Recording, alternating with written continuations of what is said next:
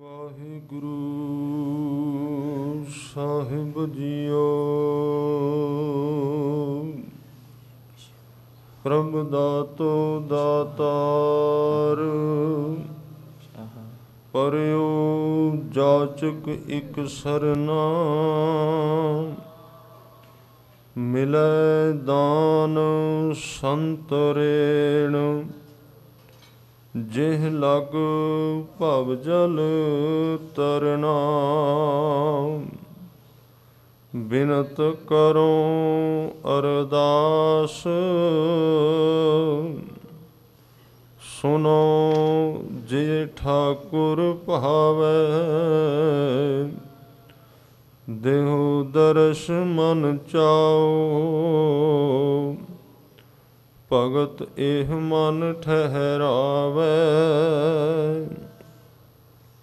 ਬਲਿਓ ਚਿਰਾਗ ਅੰਧਿਆਰ ਮੈਂ, ਸਭ ਕਲ ਉਧਰੀ ਇਕ ਨਾਮ ਧਰਮ। ਪ੍ਰਗਟ ਸਗਲ ਹਰ ਭਵਨ ਮਹਿ, ਜਨ ਨਾਨਕ ਗੁਰ ਪਾਰ ਬ੍ਰਹਮ। ਪ੍ਰਗਟ ਸਗਲ ਹਰ ਭਵਨ ਮਹਿ,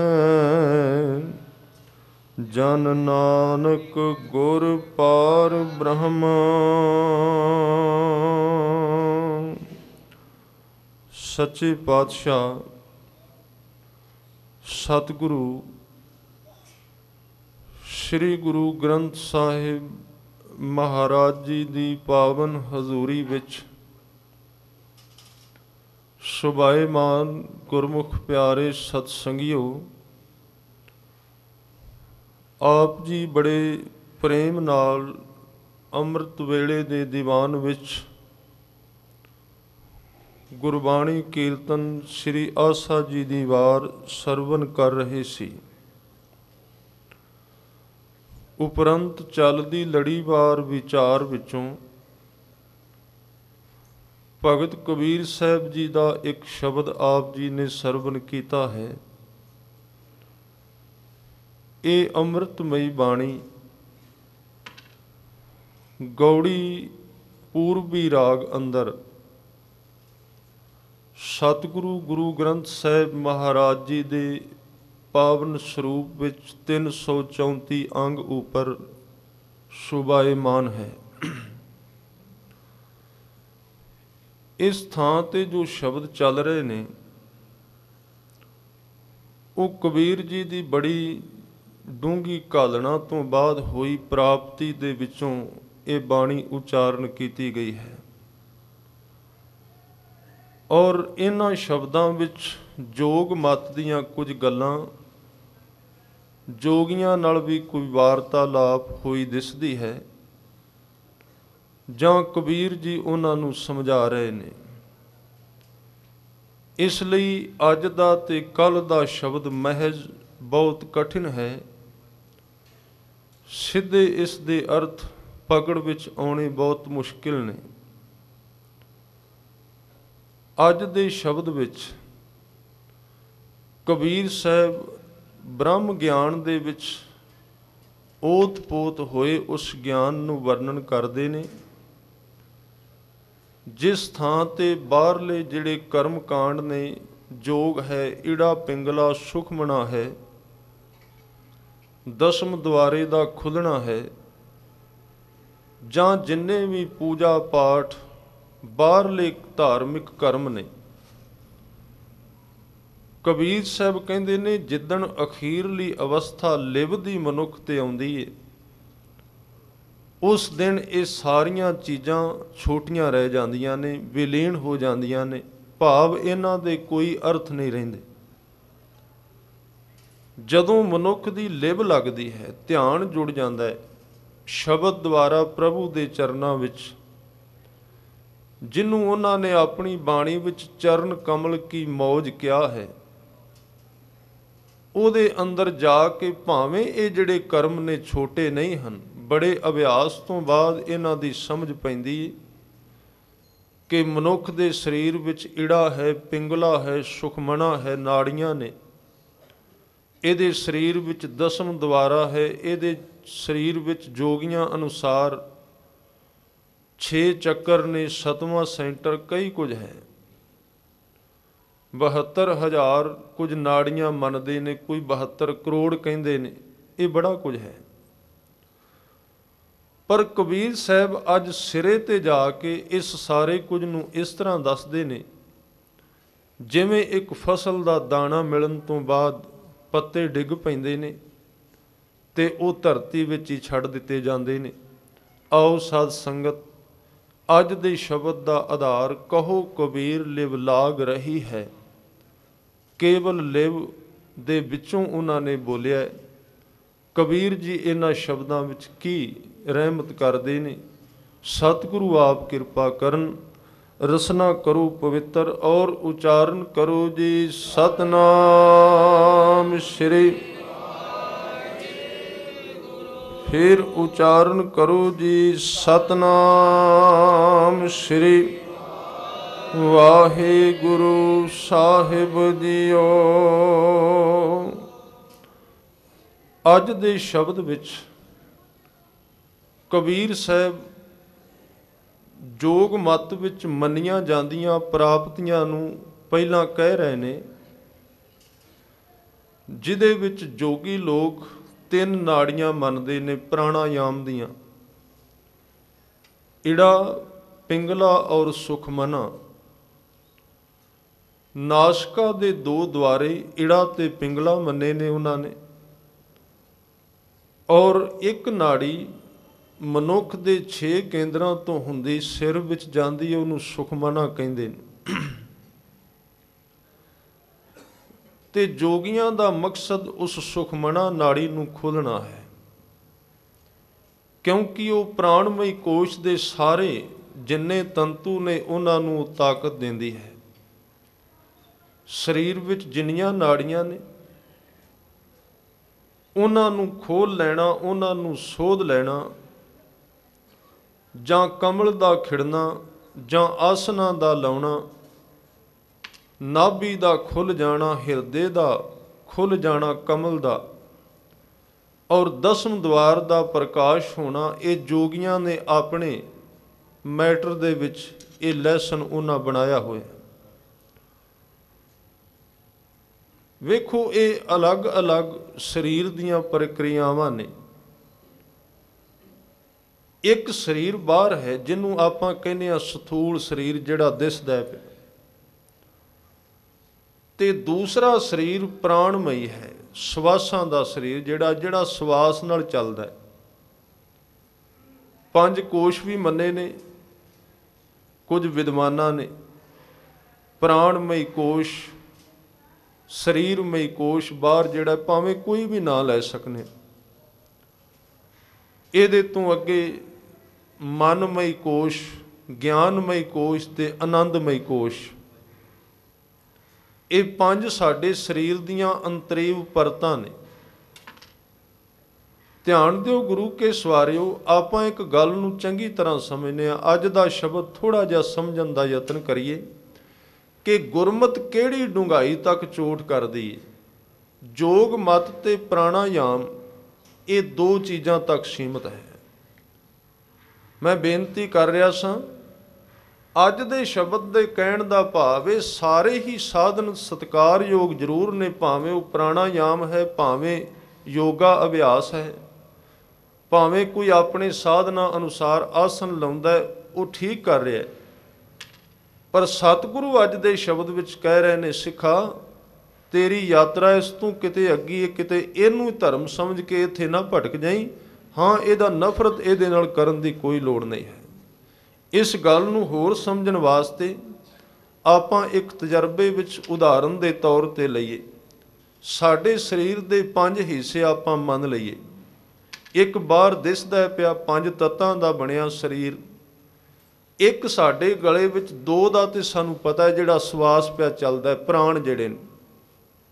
ਤੀਸਰੇ ਨੂੰ ਭਾਵੇਂ ਅਸੀਂ ਨਹੀਂ ਜਾਣਦੇ, ਪਰ ਆਪਣੇ ਸਰੀਰ ਦੇ 2 ਹਿੱਸਿਆਂ ਨੂੰ ਆਪਾਂ ਚੰਗੀ ਤਰ੍ਹਾਂ ਆਮ ਬੰਦਾ ਅਨਪੜ੍ਹ ਵੀ ਵੇਖ ਲੈਂਦਾ ਹੈ। ਇੱਕ ਤੇ ਆ ਸਰੀਰ ਦਿਸਦਾ ਪਿਆ 5 ਤੱਤਾਂ ਦਾ ਬਣਿਆ, ਔਰ ਦੂਸਰਾ ਇਹਦੇ ਵਿੱਚ ਜਿਹੜਾ ਸਵਾਸ ਨਾਭੀ ਤੱਕ ਜਾਂਦਾ ਹੈ ਤੇ ਬਾਹਰ ਆਉਂਦਾ ਹੈ, ਇਹ ਹੈ ਪ੍ਰਾਣਮਈ ਸਰੀਰ। ਦੂਸਰਾ ਇਹ ਕੇਵਲ ਗਲੇ ਤੇ ਨਾਭੀ ਤੱਕ ਨਹੀਂ, ਸਰੀਰ ਦੀਆਂ ਸਾਰੀਆਂ ਨਾੜੀਆਂ ਵਿੱਚ ਇਹ ਜਾਂਦਾ ਹੈ ਔਰ ਸਾਰੇ ਸਰੀਰ ਨੂੰ ਆਕਸੀਜਨ ਪ੍ਰਦਾਨ ਕਰਦਾ ਹੈ।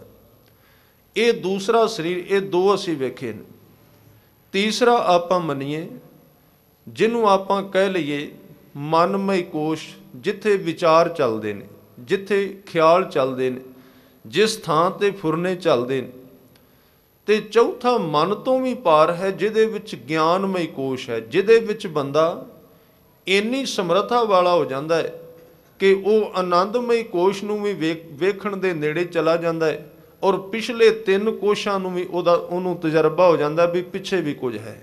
ਗਿਆਨਮਈ ਕੋਸ਼ ਜਿਹੜਾ ਹੈ ਨਾ, ਜਿਹਦੇ ਵਿੱਚ ਬੰਦੇ ਦੀ ਹੋਸ਼ ਇੰਨੀ ਪ੍ਰਫੁੱਲਿਤ ਹੋ ਜਾਂਦੀ ਹੈ ਕਿ ਉਹਦੀ ਵੇਖਣ ਦੀ ਸ਼ਕਤੀ ਵਿੱਚ ਵਾਧਾ ਹੋ ਜਾਂਦਾ ਹੈ। ਇਹ ਮੈਂ ਜੋਗ ਨਹੀਂ ਕਹਿ ਰਿਹਾ, ਗੁਰੂ ਗ੍ਰੰਥ ਸਾਹਿਬ ਜੀ ਦੀ ਬਾਣੀ ਨੇ ਆਪਣੇ ਢੰਗ ਦੇ ਨਾਲ ਬੰਦੇ ਦੇ ਸਰੀਰ ਦੀਆਂ ਇਹਨਾਂ ਘਟਨਾਵਾਂ ਨੂੰ ਬਾਹਰ ਵਰਣਨ ਕੀਤਾ ਹੈ। ਜਦੋਂ ਗਿਆਨਮਈ ਅਵਸਥਾ ਆਉਂਦੀ ਹੈ ਨਾ, ਜਿਹਨੂੰ ਗੁਰੂ ਨਾਨਕ ਸਾਹਿਬ ਕਹਿੰਦੇ ਗਿਆਨ ਖੰਡਮੈ ਗਿਆਨ ਪ੍ਰਚੰਡ, ਉਦੋਂ ਬੰਦੇ ਦੇ ਸਰੀਰਕ ਸਮਰੱਥਾ ਜਿਹੜੀ ਹੈ ਉਹਦੇ ਵਿੱਚ ਬਹੁਤ ਵੱਡਾ ਵਾਧਾ ਹੋ ਜਾਂਦਾ ਹੈ। ਉਹਦੀ ਵੇਖਣ ਦੀ ਸ਼ਕਤੀ ਵੱਧ ਜਾਂਦੀ ਹੈ, ਉਹਦੀ ਸੁਣਨ ਸ਼ਕਤੀ ਵੱਧ ਜਾਂਦੀ ਹੈ, ਉਹਦੀ ਸੋਚਣ ਸ਼ਕਤੀ ਵੱਧ ਜਾਂਦੀ ਹੈ, ਉਹਦੇ ਹੱਥਾਂ ਵਿੱਚ ਕ੍ਰਾਂਤੀ ਆ ਜਾਂਦੀ ਹੈ, ਉਹਦੇ ਪੈਰਾਂ ਦੀ ਚਾਲ ਵਿੱਚ ਵਾਧਾ ਹੋ ਜਾਂਦਾ ਹੈ, ਸਰੀਰ ਦੀ ਹਰ ਇੱਕ ਸ਼ਕਤੀ ਵੱਧਦੀ ਹੈ ਗਿਆਨਮਈ ਅਵਸਥਾ ਦੇ ਵਿੱਚ ਗਿਆ। ਇਹਦੇ ਤੋਂ ਅੱਗੇ ਆਨੰਦਮਈ ਅਵਸਥਾ ਹੈ, ਜਿਹੜਾ ਸਿੱਖ ਦਾ ਵਿਸ਼ਾ, ਜਿਹਦੇ ਤੱਕ ਜਾਣਾ ਹੈ।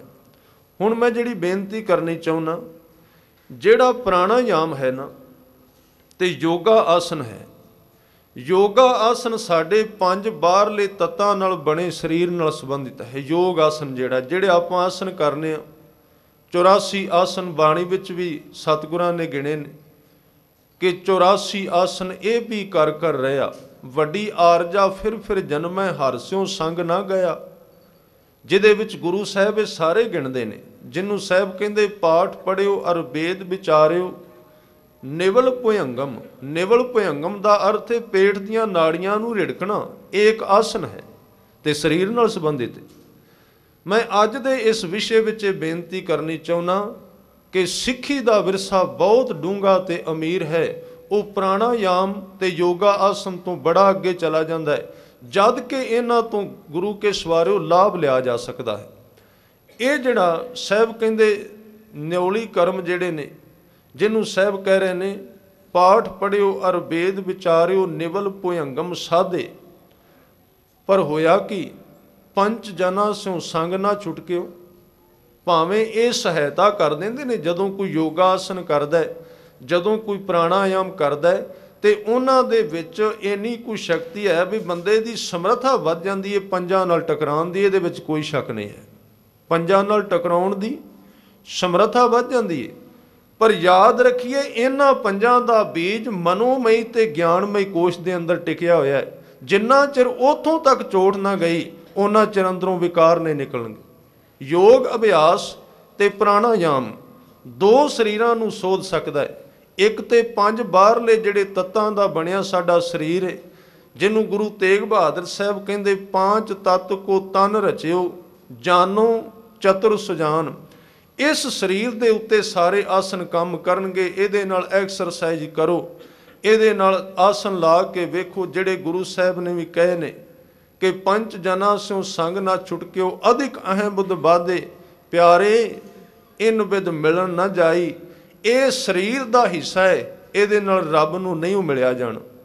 ਮੈਂ ਕੀਏ ਕਰਮ ਅਨੇਕਾ, ਕਹਿਣ ਲੱਗੇ ਮੈਂ ਕਰਕੇ ਵੇਖ ਲੈਣ, ਮੇਰਾ ਇਹ ਤਜਰਬਾ ਹੈ। ਹਾਰ ਪਰਿਓ ਸੁਆਮੀ ਕੈ ਦੁਆਰੇ ਦੀਜੈ ਬੁੱਧ ਵਿਵੇਕਾ ਮੋਨ ਭਇਓ ਕਰ ਪਾਤੀ ਰਹਿਓ ਨਗਨ ਫਿਰਿਓ ਬਨ ਮਾਹੀ। ਇਹ ਸਾਰਾ ਕੁਝ ਕਹਿੰਦੇ ਨੇ ਕਰਕੇ ਵੇਖ ਲਿਆ। ਹੁਣ ਇਸ ਵਿਸ਼ੇ ਨੂੰ ਥੋੜਾ ਜਿਹਾ ਸਮਝਣ ਦਾ ਯਤਨ ਕਰਨਾ। ਯੋਗ ਅਭਿਆਸ ਦਾ ਸੰਬੰਧ, ਕਿਉਂਕਿ ਮੈਂ ਕੋਲੋਂ ਨਹੀਂ ਕਹਿ ਰਿਹਾ, ਅੱਜ ਦਾ ਸ਼ਬਦ ਕਬੀਰ ਜੀ ਦਾ ਪ੍ਰਾਣਾਯਾਮ ਦੀ ਵੀ ਵਿਆਖਿਆ ਕਰਦਾ ਤੇ ਯੋਗੇ ਉਹਨਾਂ ਦੀ ਅਵਸਥਾ ਨੂੰ ਦੱਸ ਰਿਹਾ ਵੀ ਉਹ ਕਿੱਥੇ ਕਰਕੇ ਨੇ, ਤੇ ਸਹਿਜ ਯੋਗ ਨਾਮ ਦਾ ਜਿਹੜਾ ਸ਼ਬਦ ਅਭਿਆਸ ਹੈ ਉਹ ਕਿੱਥੋਂ ਤੱਕ ਚੋਟ ਮਾਰਦਾ, ਇਹਦੇ ਬਾਰੇ ਫਰਕ ਕੱਢ ਕੇ ਦੱਸ ਰਹੇ ਨੇ। ਇਹਦੇ ਵਿੱਚ ਅੰਤਰ ਕੀ ਹੈ? ਕਿਉਂਕਿ ਅਸੀਂ ਬੜੀ ਛੇਤੀ ਪ੍ਰਭਾਵਿਤ ਹੋ ਜਾਂਦੇ ਹਾਂ। दवाइयां तो भी प्रभावित हो जाते हैं। इसलिए ये जिहड़ा योगा आसन है शरीर नूं स्वस्थ कर सकता है। ये आसन करन नाल आ पंजां तत्तां दा शरीर स्वस्थ हो जाएगा। चंगी गल है जे कोई कर ले, गलत नहीं है। दूसरा जिहड़ा है प्राणायाम, जिन्हों अज इड़ा पिंगला ते सुखमना कह रहे हैं, ਉਹਦੇ ਨਾਲ गुरु के सवाडियो जिहड़ा साडा प्राणमय कोश, प्राणमय शरीर है, जिहड़ी ऑक्सीजन का तंत्र अंदर चलदा है, दिमाग नूं ऑक्सीजन मिलदी है, शरीर नूं मिलदी है, हत्थां पैरां सारे शरीर नूं जिहड़ा प्राणमय तंत्र है, प्राणमय जिहड़ा कोश है, जिहड़ा प्राणायाम दे नाल इहनूं शुद्ध कीता जा सकदा है, ਉਹਦੇ ਨਾਲ ਇਹ ਸੋਧਿਆ ਜਾ ਸਕਦਾ। ਹੁਣ ਇਹ ਦੋ ਆ ਗਏ। ਇਹਦੇ ਵਿੱਚ ਯੋਗ ਤੇ ਪ੍ਰਾਣਾਯਾਮ ਦੋ ਥਾਵਾਂ ਤੇ ਸਾਡੇ ਸਰੀਰ ਦੇ ਦੋ ਹਿੱਸਿਆਂ ਵਿੱਚ ਕੰਮ ਕਰਦੇ ਨੇ, ਪਰ ਕੋਈ ਸ਼ੱਕ ਨਹੀਂ ਇਹ ਦੋਵਾਂ ਨੂੰ ਸੋਧ ਲੈਂਦੇ ਨੇ। ਪਰ ਗੱਲ ਇੱਥੇ ਖਤਮ ਨਹੀਂ ਹੋਈ, ਅੱਗੇ ਤਿੰਨ ਹੋਰ ਬਚ ਗਏ ਨੇ। ਤੀਸਰਾ ਆ ਗਿਆ ਮਨੋਮਈ ਕੋਸ਼, ਮਨ ਦਾ ਜਿਹੜਾ ਸਰੀਰ ਦਾ ਉਹ ਹਿੱਸਾ ਜਿਹਦੇ ਵਿੱਚ ਵਿਚਾਰ ਚੱਲਦੇ ਨੇ, ਫੁਰਨੇ ਚੱਲਦੇ ਨੇ, ਜਿਹਦੇ ਵਿੱਚ ਵਿਕਾਰ ਪਏ ਨੇ ਫੁਰਨਿਆਂ ਦੇ ਰੂਪ ਵਿੱਚ, ਖਿਆਲਾਂ ਦੇ ਰੂਪ ਵਿੱਚ। ਗੁਰੂ ਕੇ ਸਵਾਰਿਓ, ਗੁਰੂ ਸਾਹਿਬ ਕਹਿੰਦੇ ਨੇ ਤੇਰੇ ਵਿਕਾਰਾਂ ਦਾ ਬੀਜ ਮਨਮਈ ਕੋਸ਼ ਦੇ ਅੰਦਰ ਏ। ਜਿੱਥੇ ਵਿਚਾਰ ਚੱਲਦੇ ਨੇ ਪਏ ਉੱਥੇ ਨਾ ਯੋਗ ਨੇ ਜਾਣੇ ਤੇ ਨਾ ਪ੍ਰਾਣਾਯਾਮ ਨੇ।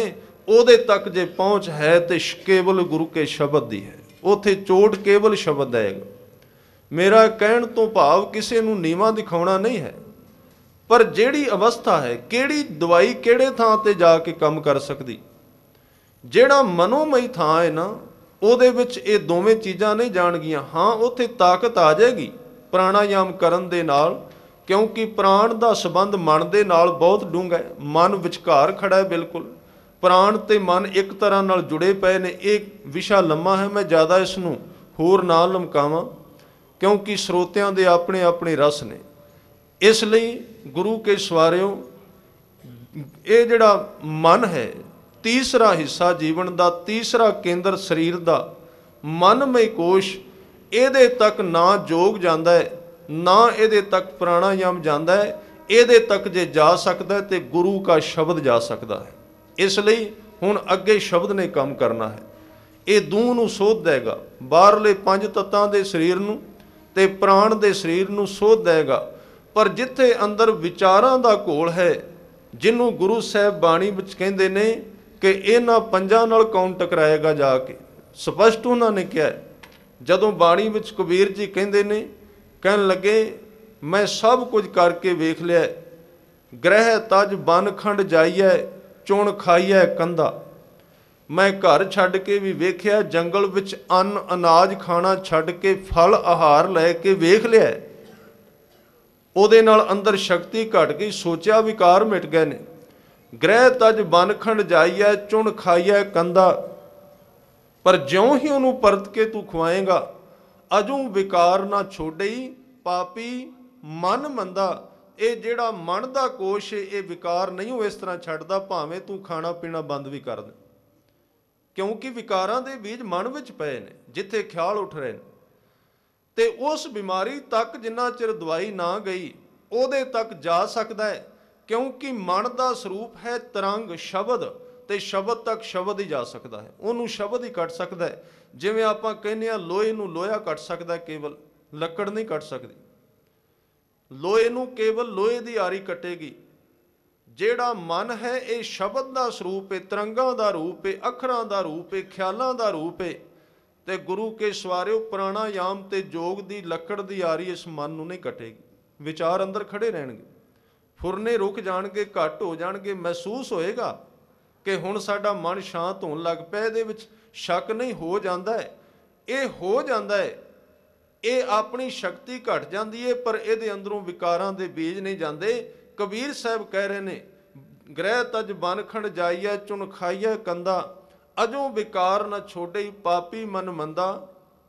ਕਿਉਂ ਛੂਟੋਂ ਕੈਸੇ ਤਰੂੰ ਭਵ ਨਿਧ, ਨਿਧ ਭਾਰੀ। ਰਾਖ ਰਾਖ ਮੇਰੇ ਬੀਠਲਾ ਜਨ ਸ਼ਰਨ ਤੁਮਾਰੀ। ਉਹ ਭਗਤ ਜੀ ਕਹਿੰਦੇ ਇਹ ਸਾਰਾ ਕੁਝ ਛੱਡ ਕੇ ਵੀ ਪੰਜ ਨਹੀਂ ਗਏ ਅੰਦਰੋਂ।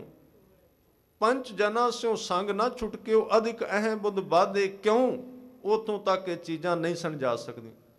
ਹੁਣ ਇੱਥੇ ਮੈਂ ਬੇਨਤੀ ਕਰਾਂ, ਸਾਨੂੰ ਇਹਦੇ ਨਾਲ ਨਫ਼ਰਤ ਕਰਨ ਦੀ ਲੋੜ ਨਹੀਂ, ਯੋਗ ਨਾਲ ਜਾਂ ਪ੍ਰਾਣਾਯਾਮ ਦੇ ਨਾਲ। ਪਰ ਇਹ ਗੱਲ ਸਾਨੂੰ ਚੰਗੀ ਤਰ੍ਹਾਂ ਸਮਝ ਲੈਣੀ ਚਾਹੀਦੀ ਹੈ ਵੀ ਇਹ ਸਰੀਰ ਦੇ ਦੋ ਹਿੱਸਿਆਂ ਤੇ ਸੱਟ ਮਾਰਦੇ ਨੇ, ਤੀਸਰੇ ਤੱਕ ਨਹੀਂ ਜਾ ਸਕਦੇ। ਤੀਸਰੇ ਤੱਕ ਜਾ ਸਕਦਾ ਹੈ ਕੇਵਲ ਸ਼ਬਦ ਹੀ ਜਾ ਸਕਦਾ ਹੈ। ਇਸ ਲਈ ਤੀਸਰਾ ਹੈ ਮਨ, ਉਹਦੇ ਤੱਕ ਸ਼ਬਦ ਜਾਏਗਾ। ਗੁਰੂ ਕੇ ਸਵਾਰਿਓ ਦੇ ਤੋਂ ਚੌਥਾ ਹੈ ਗਿਆਨਮਈ ਕੋਸ਼।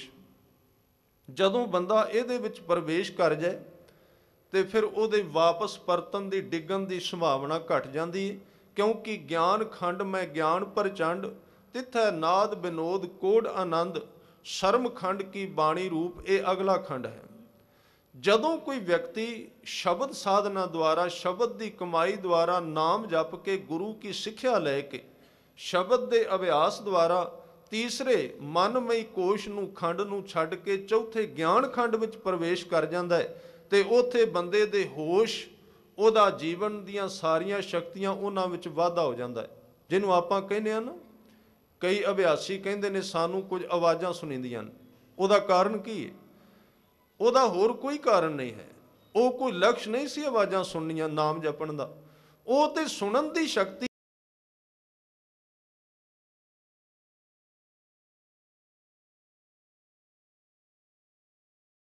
ਗੀਤ ਬ੍ਰਹਿਮੰਡ ਵਿੱਚ ਵੱਜ ਰਿਹਾ ਸੀ, ਜਿਹਨੂੰ ਗੁਰੂ ਨਾਨਕ ਸਾਹਿਬ ਕਹਿੰਦੇ ਨੇ ਕਿ ਘਟ ਘਟ ਵਾਜੈ ਨਾਦ, ਬਾਹਰ ਵੀ ਵੱਜ ਰਿਹਾ ਸੀ ਬੰਦੇ ਦੇ ਸਰੀਰ ਵਿੱਚ, ਜਿਹਨੂੰ ਗੁਰੂ ਅਮਰਦਾਸ ਕਹਿੰਦੇ ਨੇ ਵਾਜੇ ਅਨਹਦ ਤੂਰੇ। ਇਹ ਵੱਜ ਪਹਿਲਾਂ ਹੀ ਰਹੇ ਸਨ, ਪਰ ਜਿਉਂ ਹੀ ਬੰਦਾ ਗਿਆਨ ਖੰਡ ਦੇ ਕੋਸ਼ ਵਿੱਚ ਸ਼ਬਦ ਦੁਆਰਾ ਪਹੁੰਚਿਆ, ਗੁਰੂ ਕੇ ਸਵਾਰਿਓ ਉਹਦੀ ਸੁਣਨ ਸ਼ਕਤੀ ਇੰਨੀ ਵੱਧ ਗਈ, ਉਹ ਆਪਣੇ ਅੰਦਰ ਚੱਲਦੇ ਸਵਾਸ ਦੀ ਆਵਾਜ਼ ਨੂੰ ਵੀ ਸੁਣ ਲੈਂਦਾ ਹੈ ਤੇ ਆਪਣੇ ਸਰੀਰ ਤੇ ਬਾਹਰ ਬ੍ਰਹਿਮੰਡ ਵਿੱਚ ਵੱਜਦੇ ਹੋਏ ਸੰਗੀਤ ਨੂੰ ਵੀ ਸੁਣ ਲੈਂਦਾ ਹੈ। ਇਸ ਲਈ ਹੁਣ ਅੱਗੇ ਸ਼ਬਦ ਨੇ ਲੈ ਕੇ ਜਾਣਾ ਹੈ। ਉਹ ਤੇ ਪਿੱਛੇ ਰਹਿ ਗਏ, ਪਿਛਲੇ 2 ਦਰਵਾਜ਼ਿਆਂ ਤੱਕ ਲੈ ਕੇ ਜਾ ਸਕਦੇ ਨੇ। ਹਾਂ, ਇੱਕ ਬੇਨਤੀ ਕਰਦਿਆਂ, ਜੇ ਸ਼ਬਦ ਨੂੰ ਪੂਰੀ ਤਰ੍ਹਾਂ ਕਮਾਇਆ ਜਾਏ ਤੇ ਸ਼ਬਦ ਪਹਿਲੇ 2 ਕੰਮ ਵੀ ਕਰ ਦਿੰਦਾ। ਜਿਹੜਾ ਆਪਾਂ ਸਰੀਰ ਦੀ ਸਵਸਥਤਾ ਤੇ ਗੁਰੂ ਕੇ ਸਵਾਰਿਓ ਪ੍ਰਾਣ ਦੀ ਸਵਸਥਾ, ਜਿਹੜੀ ਸਵਾਸ ਦੀ, ਨਾਮ ਇਹਨੂੰ ਵੀ ਟਿਕਾ ਸਕਦਾ। ਪਰ ਜੇ ਅਸੀਂ ਇਹਨੂੰ ਪੂਰੀ ਤਰ੍ਹਾਂ ਕਰ ਲਈਏ, ਜੇ ਸਰੀਰ ਨਾਲ ਕਮਾਈਏ, ਸਰੀਰ ਦਾ ਧਰਮ ਕਮਾਈਏ, ਬਾਣੀ ਨੂੰ ਆਪਾਂ ਉਸ ਢੰਗ ਨਾਲ ਲੈ ਵਿੱਚ ਪੜ੍ਹੀਏ ਤੇ ਬਾਣੀ ਸਰੀਰ ਨੂੰ ਸਵਸਥ ਕਰੇਗੀ, ਸਰੀਰ ਦੇ ਰੋਗਾਂ ਤੇ ਚੋਟ ਲਾਏਗੀ, ਉਹਨੂੰ ਖਤਮ ਕਰੇਗੀ। ਉਹਨਾਂ ਉਸ ਨੂੰ ਨਿਰੰਤਰ ਕਰਨਾ ਪਏਗਾ, ਜ਼ਿਆਦਾ ਕਰਨਾ ਪਏਗਾ। ਸਤਿਗੁਰੂ ਵਾਰ-ਵਾਰ ਬਾਣੀ ਵਿੱਚ ਕਹਿੰਦੇ ਨੇ ਕਿ ਕਰ ਇਸ਼ਨਾਨ ਸਿਮਰ ਪ੍ਰਭ ਆਪਣਾ, ਮਨ ਤਨ ਭਏ ਅਰੋਗਾ। ਸਰੀਰ ਤੇ ਵੀ ਅਸਰ ਕਰਦੀ ਬਾਣੀ, ਇਹਦੇ ਵਿੱਚ ਕੋਈ ਗੁੰਜਾਇਸ਼ ਨਹੀਂ ਹੈ ਸ਼ੱਕ ਦੀ ਬਈ ਸ਼ਬਦ ਜਿਹੜਾ ਸਰੀਰ ਦੇ ਰੋਗ ਖਤਮ ਨਹੀਂ ਕਰਦਾ, ਕਰ ਸਕਦਾ ਹੈ। ਤੇ ਕਈ ਉਦਾਹਰਨਾਂ ਨੇ। ਖੈਰ, ਮੈਂ ਜਿਹੜੀ ਬੇਨਤੀ ਕਰ ਰਿਹਾ ਸਾਂ, ਜਿਹੜੇ ਵਿਸ਼ੇ ਨੂੰ ਲਿਆ ਹੈ ਉਹਨੂੰ ਆਪਾਂ ਨੇੜੇ ਲਾਉਣ ਦਾ ਯਤਨ ਕਰੀਏ। ਸਰੀਰ ਦੇ 5 ਹਿੱਸਿਆਂ ਵਿੱਚੋਂ 2 ਤੱਕ ਕਬੀਰ ਜੀ ਜਿਹਨੂੰ ਅੱਜ ਕਹਿ ਰਹੇ ਨੇ ਵੱਡਾ ਕੀ ਹੈ ਸਭ ਤੋਂ, ਇਹਦੇ ਵਿੱਚ ਆਪਣੇ ਪੱਖ ਨੂੰ ਉੱਚਾ ਚੁੱਕਣ ਦੀ ਕੋਈ ਪੱਖਪਾਤੀ ਨਹੀਂ। ਸਚਾਈ ਕਹਿ ਰਹੇ ਨੇ ਕਿ ਪ੍ਰਾਣਾਯਾਮ ਤੇ ਯੋਗ ਸਾਧਨਾ ਜਿਹੜੀ ਏ ਉਹ 2 ਹਿੱਸਿਆਂ ਵਿੱਚ ਤੇ ਕੰਮ ਕਰ ਜਾਏਗੀ, ਅਗਲੇ ਦੁਆਰਿਆਂ ਤੇ ਉਹਨੇ ਕੱਖ ਨਹੀਂ ਕਰਨਾ, ਉੱਥੇ ਨਾਮ ਨੇ ਸਭ ਕੁਝ ਕਰਨਾ ਹੈ। ਇਸ ਲਈ ਨਾਮ ਸ਼ਬਦ ਸਾਰੇ ਧਰਮਾਂ ਨੂੰ ਪਕੜ ਕੇ ਬੈਠਾ ਹੈ। ਸਿੱਖ ਧਰਮ ਵਿੱਚ ਤੇ ਸਪਸ਼ਟ ਹੈ ਨਾ ਬਈ ਸ਼ਬਦ ਗੁਰੂ ਹੈ, ਸਪਸ਼ਟ ਕਰ ਦਿੱਤਾ ਗੁਰੂ ਸਾਹਿਬ ਨੇ, ਸ਼ਬਦ ਹੀ ਸਭ ਕੁਝ ਹੈ। ਪਰ ਜਿੰਨੇ ਵੀ ਧਰਮ ਭਾਵੇਂ ਉਹ ਕੁਝ ਵੀ ਕਰ ਰਹੇ ਨੇ, ਉਹ ਸ਼ਬਦ ਤੋਂ ਬਿਨਾਂ ਕੁਝ ਨਹੀਂ ਕਰ ਸਕਦੇ। ਸ਼ਬਦ ਉਹਨਾਂ ਵਿੱਚ ਵੀ ਲਿਆਉਣਾ ਪੈਂਦਾ ਹੈ। ਮੰਨ ਲਓ ਕੋਈ ਯੋਗ ਸਿੱਖਦਾ ਤੇ ਸਿਖਾਉਂਦਾ, ਕਾਹਦੇ ਨਾਲ ਸਿੱਖੇਗਾ? ਵਿੱਚ ਸ਼ਬਦ ਲਿਆਉਣੇ ਪੈਣਗੇ ਨਾ ਉਹਨੂੰ ਸਿਖਾਉਣ ਵਾਸਤੇ, ਸਮਝਣ ਵਾਸਤੇ, ਦੱਸਣ ਵਾਸਤੇ। ਕੋਈ ਆਸਨ ਕਰ ਰਿਹਾ, ਕਾਹਦੇ ਰਾਹੀਂ ਸਿੱਖੇਗਾ? ਸ਼ਬਦ ਵਿੱਚ ਲਿਆਉਣਾ ਪਏਗਾ। ਕੋਈ ਬੰਦਾ ਗੁਰੂ ਕੇ ਸਵਾਰਿਓ ਨਮਾਜ਼ ਪੜ੍ਹਦਾ ਹੈ, ਉਹਨੂੰ ਕਿਵੇਂ ਪੜ੍ਹੇਗਾ? ਉਸ ਨਮਾਜ਼ ਨੂੰ ਸ਼ਬਦ ਵਿੱਚ ਲਿਆਉਣਾ ਪਏਗਾ, ਭਾਸ਼ਾ ਲਿਆਉਣੀ ਪਏਗੀ, ਅੱਖਰ ਲਿਆਉਣੇ ਪੈਣਗੇ। ਕੋਈ ਮਨੁੱਖ ਕੋਈ ਵੀ ਆਪਣੇ ਧਰਮ ਦਾ ਕਰਮ ਕਰ ਰਿਹਾ, ਭਾਵੇਂ ਉਹ ਸਮਾਧੀ ਲਾ ਰਿਹਾ ਤੇ ਭਾਵੇਂ ਕੁਝ ਕਰ ਰਿਹਾ, ਸ਼ਬਦ ਤੋਂ ਬਿਨਾਂ ਕੋਈ ਵੀ ਧਰਮ 1 ਇੰਚ ਵੀ ਅੱਗੇ ਨਹੀਂ ਤੁਰ ਸਕਦਾ। ਇਸ ਲਈ ਵਿਆਪਕ ਹੈ, ਇਸ ਲਈ ਆਦਿ ਗੁਰੂ। ਇਸ ਲਈ ਗੁਰੂ ਕਲਗੀਧਰ ਪਾਤਸ਼ਾਹ ਕਹਿੰਦੇ ਨੇ, ਕਹਿਣ ਲੱਗੇ ਆਦ ਅੰਤ ਏਕੈ ਅਵਤਾਰਾ, ਸੋਈ ਗੁਰੂ ਸਮਝਿਓ ਹਮਾਰਾ। ਜਿਹੜਾ ਸਾਰਿਆਂ ਨੂੰ ਹੀ ਆਪਣੀ ਬੁੱਕਲ ਵਿੱਚ ਲੈ ਲੈਂਦਾ, ਉਹ ਕੇਵਲ ਸ਼ਬਦ ਹੈ। ਇਸ ਲਈ ਇਹ ਚਾਰੇ ਜਿਹੜੇ ਹਿੱਸੇ ਨੇ ਸਰੀਰ ਦੇ, ਇਹਨਾਂ ਨੂੰ ਸ਼ਬਦ ਭੇਦ ਕੇ ਜਦੋਂ ਵਿੰਨ ਕੇ ਜਦੋਂ ਅੱਗੇ ਚਲਾ ਜਾਂਦਾ ਹੈ ਗਿਆਨਮਈ ਕੋਸ਼ ਵਿੱਚ, ਤੇ ਉਹਦੇ ਤੋਂ ਅੱਗੇ ਜਿਹੜਾ ਆਨੰਦਮਈ ਅਵਸਥਾ ਹੈ, ਜਦੋਂ ਉਹਦੇ ਵਿੱਚ ਬੰਦਾ ਪਹੁੰਚ ਜਾਂਦਾ ਹੈ। ਅੱਜ ਕਬੀਰ ਜੀ ਇਹ ਸ਼ਬਦ ਉਥੋਂ ਉਚਾਰਨ ਕਰ ਰਹੇ, ਜਦੋਂ ਪੰਜਵੇਂ ਥਾਂ ਤੇ ਚਲਾ, ਕਹੋ ਕਬੀਰ ਲਿਵ ਲਾਗ ਰਹੀ ਹੈ। ਇਹ ਪੰਜਵੇਂ ਕੋਸ਼ ਵਿੱਚੋਂ ਕਬੀਰ ਜੀ ਬੋਲ ਰਹੇ ਨੇ। ਇੱਕ ਤਰ੍ਹਾਂ ਦੇ ਨਾਲ ਜਿਵੇਂ ਅਟਾਰੀ ਤੇ ਬਹਿ ਕੇ ਬੰਦਾ ਬੋਲਦਾ ਹੈ ਤੇ ਬਾਕੀ ਦੇ ਸਾਰੇ ਕੁਝ ਨੂੰ ਉੱਪਰੋਂ ਵੇਖੀ ਜਾਂਦਾ ਹੈ। ਅੱਗੇ ਪਿੱਛੇ ਸੋਝੀ ਜੀਵਨ ਵਿੱਚ ਆ ਗਈ, ਕਿਉਂਕਿ ਇੱਕ ਐਵੇਂ ਦੇ ਥਾਂ ਤੇ ਜਿਹਨੂੰ ਕਬੀਰ ਸਾਹਿਬ ਕਹਿੰਦੇ ਨੇ, ਜੇ ਮਾਰਗ ਪੰਡਿਤ ਗਏ ਪਾਛੈ ਪਰੀ ਬਹੀਰ, ਇੱਕ ਅਵ ਘਟ ਘਾਟੀ ਰਾਮ ਕੀ ਤੇ ਚੜ ਰਿਓ ਕਬੀਰ। ਕਬੀਰ ਉਸ ਸੈਂਟਰ ਤੇ ਕੇਂਦਰ ਤੇ ਚਲੇ ਗਏ ਜਿੱਥੋਂ ਪਾਰਲਾ ਪਾਸਾ ਵੀ ਦਿਸਦਾ ਸੀ ਤੇ ਇਧਰਲਾ। ਜਿਵੇਂ ਦੋ ਦੇਸ਼ਾਂ ਦੀ ਹੱਦ ਹੈ ਤੇ ਉਹਦੇ ਵਿੱਚ ਕੋਈ ਉੱਚਾ ਰੁੱਖ ਹੈ। ਸਿੱਧੀ ਉਦਾਹਰਨ ਸਿੰਪਲ ਲਈਏ ਆਪ, ਦੋ ਦੇਸ਼ਾਂ ਦੀ ਹੱਦ ਦੇ ਵਿੱਚ ਇੱਕ ਉੱਚਾ ਰੁੱਖ ਹੈ ਤੇ ਕੋਈ ਬੰਦਾ ਉਸ ਰੁੱਖ ਦੇ ਉੱਤੇ ਚੜ ਜਾਏ, ਭਾਵੇਂ ਉਹ ਪਰਲੇ ਦੇਸ਼ ਵਿੱਚ ਨਹੀਂ ਗਿਆ ਤੇ ਨਾ ਇੱਧਰ ਵਿਚਕਾਰ ਹੈ, ਪਰ ਦੋਵਾਂ ਦੇਸ਼ਾਂ ਨੂੰ ਵੇਖ ਸਕਦਾ ਹੈ। ਆਰ ਪਾਰ ਦ੍ਰਿਸ਼ਟੀ ਚਲੀ ਗਈ। ਇਹ ਅੱਜ ਦਾ ਜਿਹੜਾ ਕਹੋ ਕਬੀਰ ਲਿਵ ਲਾਗ ਰਹੀ ਹੈ, ਇਹਨੂੰ ਹੀ ਗੁਰੂ ਅਮਰਦਾਸ ਕਹਿੰਦੇ, ਆਨੰਦ ਆਨੰਦ ਸਭ ਕੋ ਕਹੈ, ਆਨੰਦ ਗੁਰੂ ਤੇ ਜਾਣਿਆ, ਜਾਣਿਆ ਆਨੰਦ ਸਦਾ ਗੁਰ ਤੇ ਕਿਰਪਾ ਕਰੇ ਪਿਆਰਿਆ। ਇਸ ਪੰਕਤੀ ਨੂੰ ਥੋੜਾ ਜਿਹਾ ਵਿਚਾਰੀਏ। ਆਨੰਦ ਆਨੰਦ ਸਭ ਕੋ ਕਹੈ, ਅਖਰੀ ਅਰਥ ਇਹਦੇ ਲਿਖਣ ਵਿੱਚ ਇਹ ਮਿਲੇ ਨੇ ਵੀ ਜਿਹਨੂੰ ਪੁੱਛੋ ਕੀ ਹਾਲ ਹੈ, ਅੱਗੋਂ ਇਹ ਕਹਿੰਦਾ ਵੀ ਆਨੰਦ ਹੈ। ਪਰ ਨਹੀਂ ਗੁਰੂ ਕੇ ਸਵਾਰਿਓ, ਇਥੋਂ ਤੱਕ ਬਾਣੀ ਸੀਮਤ ਨਹੀਂ ਹੈ।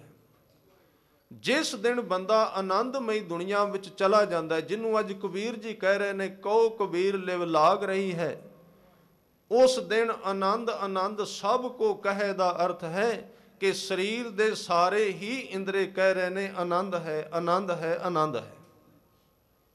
ਆਨੰਦ ਆਨੰਦ ਸਭ ਕੋ ਕਹੇ, ਤੇ ਕੇਵਲ ਇੰਦਰੇ ਨਹੀਂ ਕਹਿ ਰਹੇ ਪੰਜ, ਗੁਰਮੁਖ ਰੋਮ ਰੋਮ ਹਰ ਧਿਆਵੈ, ਗੁਰਮੁਖ ਬਾਣੀ ਅਘੜ ਕਢਾਵੈ, ਗੁਰਮੁਖ ਸਾਚੇ ਕਾ ਭਉ ਪਾਵੈ।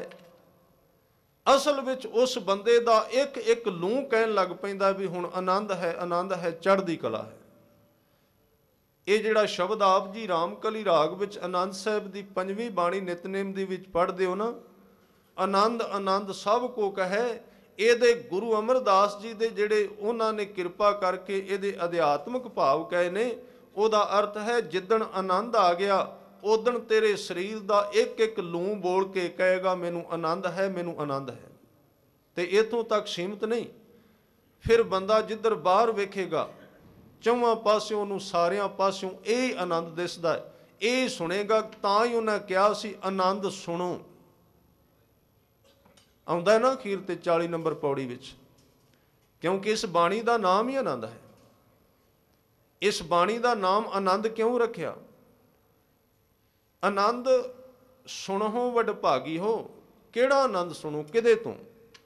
ਉਹ ਮਨੁੱਖ ਜਿੱਧਰ ਵੀ ਦ੍ਰਿਸ਼ਟੀ ਚੁੱਕਦਾ ਹੈ ਉਹਨੂੰ ਸਾਰੀਆਂ ਚੀਜ਼ਾਂ ਵਿੱਚੋਂ ਆਨੰਦ ਸੁਣਾਈ ਦਿੰਦਾ ਹੈ, ਆਨੰਦ ਦਿਸਦਾ ਹੈ, ਆਨੰਦ ਨੂੰ ਮਹਿਸੂਸ ਕਰਦਾ ਹੈ।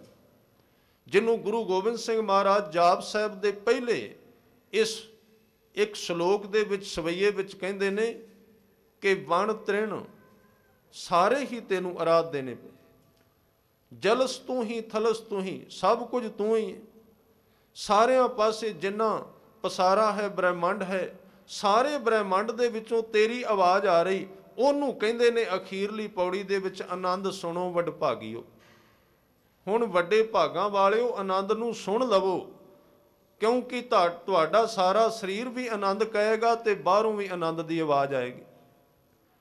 ਸਗਲਮ ਉਹਦੀ ਨਿਸ਼ਾਨੀ ਕੀ ਹੈ ਵੀ ਕਿਸੇ ਬੰਦੇ ਨੂੰ ਆਨੰਦ ਸੁਣੇਣ ਲੱਗ ਪਿਆ, ਕਿਸੇ ਬੰਦੇ ਨੂੰ ਅਨਹਦ ਦੀ ਧੁਨ ਸੁਣੀ ਜਾ ਰਹੀ ਹੈ, ਉਹਦੀਆਂ ਨਿਸ਼ਾਨੀਆਂ ਕੀ ਨੇ? ਭਾਵੇਂ ਆਪਾਂ ਕਿਸੇ ਨੂੰ ਸਮਝ ਲਈਏ ਵੀ ਅਨਹਦ ਹੈ, ਇਹ ਸਾਡੀ ਆਪਣੀ ਮਰਜ਼ੀ ਹੈ। ਜਿਹੜੇ ਬੰਦੇ ਨੂੰ ਇਹ ਅਵਸਥਾ ਪ੍ਰਾਪਤ ਹੋਏਗੀ, ਬਾਣੀ ਅਨੁਸਾਰ ਬੇਨਤੀ ਕਰ ਰਿਹਾ, ਇਸ ਤੁਕ ਦੇ ਨਾਲ ਅਰਥ ਕੱਢ ਰਿਹਾ ਕੇਵਲ, ਜਿਸ ਬੰਦੇ ਦੇ ਅੰਦਰ ਇਹ ਸੰਗੀਤ ਸੁਣਨ ਦੀ ਸ਼ਕਤੀ ਪੈਦਾ ਹੋ ਜਾਏਗੀ, ਉਹ ਆਨੰਦਮਈ ਕੋਸ਼ ਵਿੱਚ ਚਲਾ ਜਾਏਗਾ। ਉਹ ਗੁਰੂ ਕੇ ਸਵਾਰਿਓ, ਉਹਦੇ ਮਨ ਦੀਆਂ ਸਾਰੀਆਂ ਖਾਹਿਸ਼ਾਂ ਖਤਮ ਹੋ ਜਾਣਗੀਆਂ। ਆਨੰਦ ਸੁਣੋ ਵਡਭਾਗੀਓ, ਸਗਲ ਮਨੋਰਥ ਪੂਰੇ, ਤੇ ਉਸ ਨੂੰ ਪਰਮਾਤਮਾ ਦੀ ਪ੍ਰਾਪਤੀ ਹੋ ਜਾਏਗੀ। ਉਸੇ ਵੇਲੇ ਪਾਰ ਬ੍ਰਹਮ ਪ੍ਰਭ ਪਾਇਆ, ਉਹ ਬੰਦਾ ਕਦੀ ਝੁਰੇਗਾ ਨਹੀਂ, ਰੋਏਗਾ ਨਹੀਂ, ਕਲਪੇਗਾ ਨਹੀਂ। ਉਤਰੇ ਸਗਲ ਵਿਸੂਰੇ, ਉਸ ਬੰਦੇ ਦੇ ਦੁੱਖ, ਰੋਗ, ਸੰਤਾਪ ਉਤਰੇ ਸਾਰੇ ਲੈ ਜਾਣਗੇ ਜਿਹਨੇ ਇਹ ਸੁਣਿਆ ਹੈ। ਇਹ ਹੁਣ ਅਸੀਂ ਆਪ ਫੈਸਲਾ ਕਰ ਲਈ ਕੀ ਸੁਣ ਰਹੇ ਹਾਂ, ਖੁਸ਼ਕੀ ਇਹ ਕੰਨਾਂ ਦੀ ਜਾਂ ਇਹ ਗੁਰੂ ਸਾਹਿਬ ਦਾ ਦੱਸਿਆ ਹੋਇਆ ਸੰਗੀਤ ਹੈ, ਜਾਂ ਸਾਡੇ ਮਨ ਦੀ ਹੀ ਬਣਾਈ ਹੋਈ ਕੋਈ ਆਵਾਜ਼ ਹੈ। ਕਿਉਂਕਿ ਅਸੀਂ ਆਪੋ ਆਪਣੇ ਬਣਾਉਂਦੇ ਆ ਨਾ, ਕਿਲੇ ਜਿਹੇ ਬਣਾ ਕੇ, ਰੇਤ ਦਾ ਕੋਈ ਕੁਝ ਬਣਾ ਕੇ ਬੈਠਾ, ਕੋਈ ਕੁਝ। ਅਸਲ ਵਿੱਚ ਤੇ ਇਹ ਵਿਸ਼ੇ ਨਹੀਂ ਸਨ ਵੀ ਆਪਾਂ ਇਹਨਾਂ ਚੱਕਰਾਂ ਵਿੱਚ ਪਈਏ।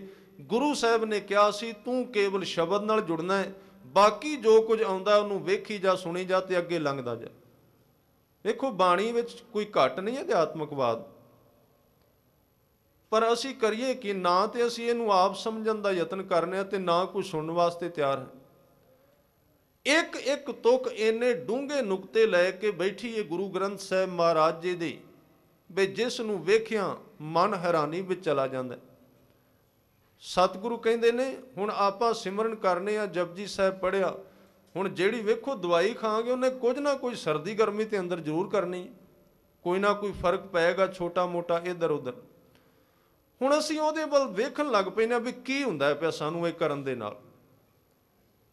ਸਤਿਗੁਰਾਂ ਨੇ ਇੱਕ ਬਚਨ ਕਿਹਾ ਹੈ, ਸੁਖਮਣੀ ਸਾਹਿਬ ਦੇ ਵਿੱਚ ਆਪ ਪੜ੍ਹਦੇ ਹੋਗੇ, ਕਹਿਣ ਲੱਗੇ ਤੈਨੂੰ ਮੈਂ ਜਪਣ ਵਾਸਤੇ ਕਿਹਾ ਹੈ, ਜੋ ਕੁਝ ਹੁੰਦਾ ਹੈ ਉਧਰ ਧਿਆਨ ਨਾ ਦੇਈਂ, ਤੂੰ ਅੱਗੇ ਤੁਰਦਾ ਜਾ, ਕਿਉਂਕਿ ਸਿਮਰਨ ਨਾਲ ਜੋ ਕੁਝ ਹੋਏਗਾ ਉਹ ਗਲਤ ਨਹੀਂ ਹੋਏਗਾ, ਉਹ ਸਹੀ ਹੋਵੇਗਾ। ਪ੍ਰਭ ਕੈ ਸਿਮਰਨ ਹੋਏ ਸੋ ਭਲਾ। ਜਦੋਂ ਕੋਈ ਸਿਮਰਨ ਕਰਦਾ, ਜੋ ਕੁਝ ਉਹਦੇ ਵਿੱਚ ਵਾਪਰਦਾ ਉਹਦੇ ਜੀਵਨ ਵਿੱਚ, ਉਹ ਸਭ ਕੁਝ ਭਲਾ ਹੀ ਹੁੰਦਾ, ਉਹਦੇ ਵਿੱਚ ਕੁਝ ਵੀ ਗਲਤ ਨਹੀਂ ਹੁੰਦਾ।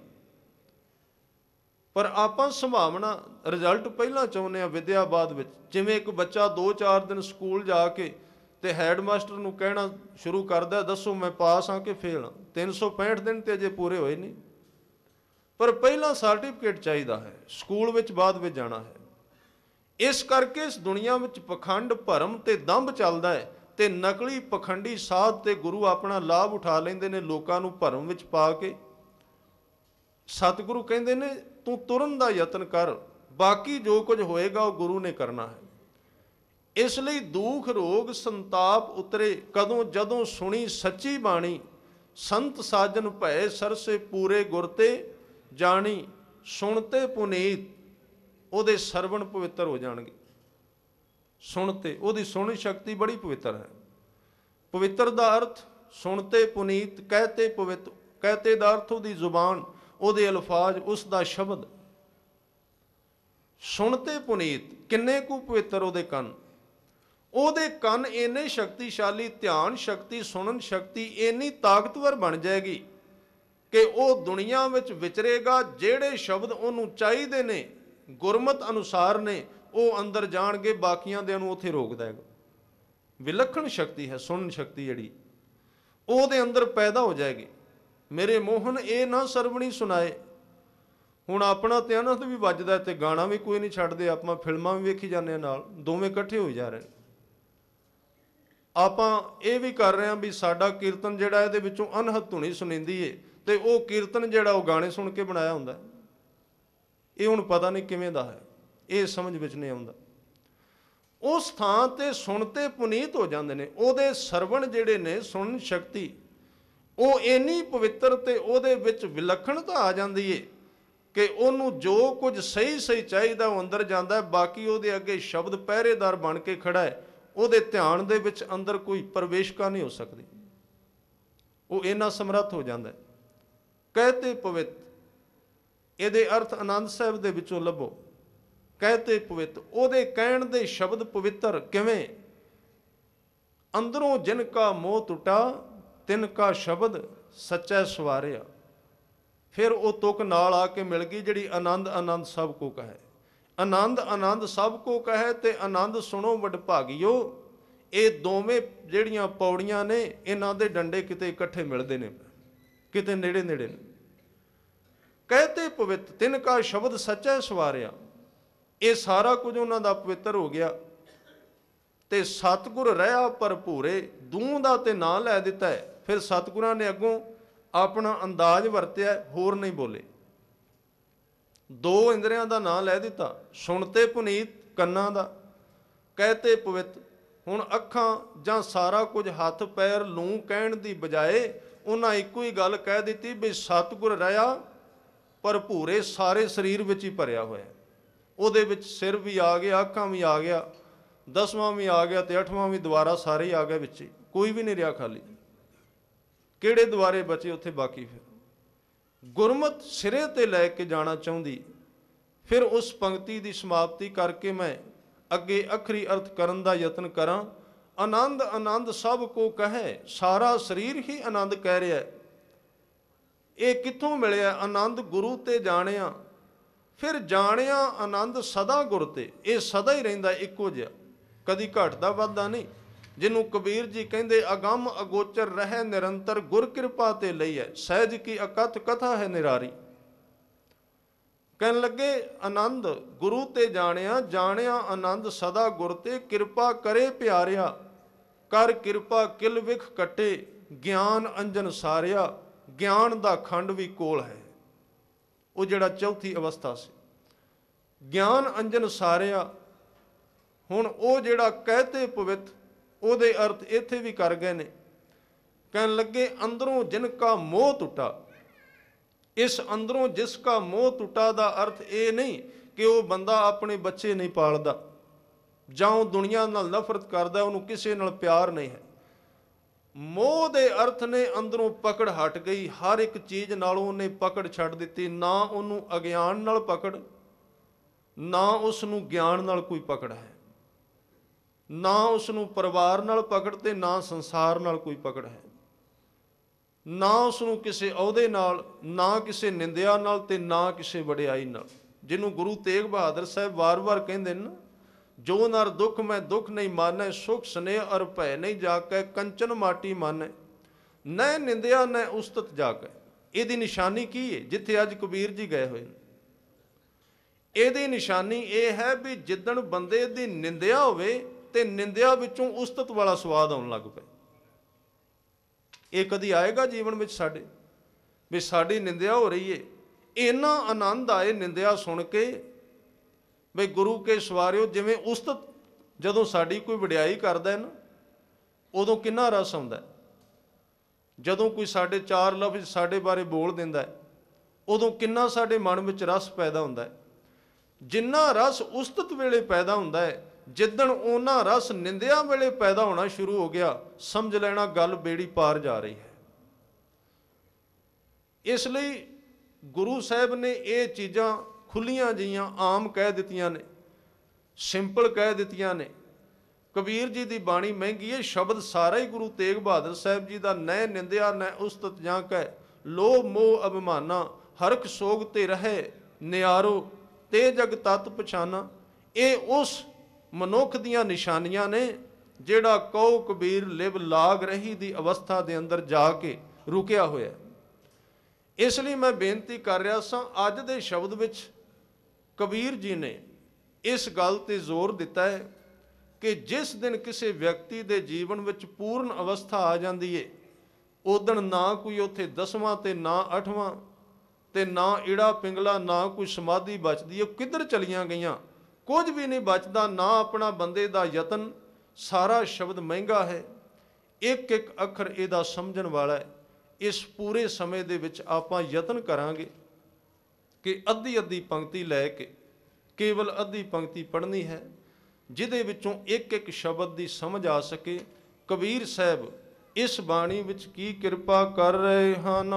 ਰਾਗ ਗੌੜੀ ਪੂਰਬੀ ਕਬੀਰ ਜੀ, ਇੱਕ ਓੰਕਾਰ ਸਤਿਗੁਰ ਪ੍ਰਸਾਦ। ਜਹ ਕਛ ਆਹਾਂ ਤਹਾਂ ਕਿਛ ਨਾਹੀ। ਇਸ ਗੌੜੀ ਪੂਰਬੀ ਰਾਗ ਦੇ ਅੰਦਰ ਕਬੀਰ ਸਾਹਿਬ ਇਹ ਬਾਣੀ ਉਚਾਰਨ ਕਰ ਰਹੇ ਨੇ ਉਸ ਇੱਕ ਅਕਾਲ ਪੁਰਖ ਦੀ ਰਹਿਮਤ ਦੇ ਨਾਲ, ਜਿਹੜਾ ਗੁਰੂ ਦੀ ਕਿਰਪਾ ਨਾਲ ਪ੍ਰਾਪਤ ਹੁੰਦਾ ਹੈ। ਜੈ ਕਿਛ ਆਹਾਂ ਤਹਾਂ ਕਿਛ ਨਾਹੀ। ਜੈ ਦਾ ਅਰਥ ਹੈ ਜਿੱਥੇ, ਜਿੱਥੇ ਦਾ ਭਾਵ ਹੈ ਜਿਹੜੀ ਅਵਸਥਾ ਵਿੱਚ ਕਉ ਕਬੀਰ ਲਿਵ ਲਾਗ ਰਹੀ ਹੈ। ਸਾਰੇ ਸ਼ਬਦ ਨੂੰ ਸਮਝਣ ਵਾਸਤੇ ਨਾ ਜਿਹੜੇ ਬਾਣੀ ਪੜ੍ਹਦੇ ਨੇ, ਸਾਰੇ ਸ਼ਬਦ ਨੂੰ ਇੱਕ ਇੱਕ ਅੱਖਰ ਨੂੰ ਸਮਝਣ ਵਾਸਤੇ ਨਾਲ ਇਹ ਸ਼ਬਦ ਦੁਹਰਾਉਣਾ ਪਏਗਾ ਵੀ ਕਹੋ ਕਬੀਰ ਲਿਵ ਲਾਗ ਰਹੀਏ, ਤਾਂ ਸਮਝ ਵਿੱਚ ਆਏਗੀ ਵੀ ਇਹ ਉਸ ਅਵਸਥਾ ਵਿੱਚੋਂ ਕਿਹਾ ਜਾ ਰਿਹਾ। ਜਿਸ ਲਿਵ ਦੀ ਅਵਸਥਾ ਵਿੱਚ ਜਾ ਕੇ ਜਦੋਂ ਸੰਪੂਰਨ ਮਨ ਟਿਕ ਜਾਂਦਾ ਹੈ, ਕਿਛ ਆਹਾ ਤਹਾਂ, ਆਹਾਂ ਦਾ ਅਰਥ ਹੁੰਦਾ ਹੈ ਇੱਥੇ ਤੇ ਤਹਾਂ ਦਾ ਅਰਥ ਹੁੰਦਾ ਹੈ ਉੱਥੇ, ਕਿਛ ਨਹੀਂ, ਇਹ ਕੁਝ ਨਹੀਂ ਬਚਦੀਆਂ ਉੱਥੇ, ਨਾ ਕੋਈ ਇੱਥੇ ਤੇ ਨਾ ਉੱਥੇ। ਜਿਹਨੂੰ ਰਾਮਾਨੰਦ ਕਹਿੰਦੇ ਨੇ ਕਤ ਜਾਈਐ ਰੇ ਘਰ ਲਾਗੋ ਰੰਗ, ਮੇਰਾ ਚਿੱਤ ਨਾ ਚੱਲੇ ਮਨ ਭਇਓ ਭੰਗ। ਇਹ ਉਹ ਅਵਸਥਾ ਹੈ ਜਿੱਥੇ ਕੋਈ ਪੂਜਾ ਨਹੀਂ ਬਚਦੀ, ਜਿੱਥੇ ਕੋਈ ਵੇਦ ਕਰਮ ਪੂਜਾ ਆਚਾਰ ਆ ਬਾਹਰਲੇ ਕਰਮ ਕਾਂਡ ਇਹਨਾਂ ਦਾ ਮੁੱਲ ਡਿੱਗ ਪੈਂਦਾ ਹੈ, ਛੋਟੇ ਰਹਿ ਜਾਂਦੇ ਨੇ। ਇੱਥੇ ਇੱਕ ਧਿਆਨ ਰੱਖਣਾ, ਕਬੀਰ ਜੀ ਅੱਜ ਅਖੀਰਲੀ ਕਲਾਸ ਦੀ ਗੱਲ ਕਰ ਰਹੇ ਨੇ ਤੇ ਪਿਛਲੀਆਂ ਨੂੰ ਇਹ ਨਹੀਂ ਕਹਿ ਰਹੇ ਵੀ ਕਿਸੇ ਨੂੰ ਕਰਨਾ ਨਹੀਂ ਚਾਹੀਦਾ, ਪਿਛਲੀਆਂ ਕਲਾਸਾਂ ਵੀ ਜ਼ਰੂਰੀ ਨੇ। ਉਸ ਥਾਂ ਤੇ ਜਾ ਕੇ ਨਾ ਕੋਈ ਫੁੱਲ ਚੜਾਉਣੇ, ਨਾ ਕੋਈ ਪੂਜਾ, ਨਾ ਕੋਈ ਆਰਤੀ, ਨਾ ਕੋਈ ਪਾਠ, ਨਾ ਕੋਈ ਕਥਾ, ਨਾ ਕੋਈ ਕੀਰਤਨ, ਨਾ ਕੋਈ ਤੀਰਥ ਯਾਤਰਾ, ਕੁਝ ਨਹੀਂ ਬਚਦਾ, ਕਿਉਂਕਿ ਉਹ ਸਾਰਾ ਕੁਝ ਛੋਟਾ ਰਹਿ ਜਾਂਦਾ ਹੈ। ਉਦੋਂ ਫਿਰ ਇਸ ਤਰ੍ਹਾਂ ਲੱਗਦਾ, ਮੈਂ ਕੁਝ ਉਦਾਹਰਨਾਂ ਦੇ ਦਿਆਂ, ਸਮਾਂ ਹੈ।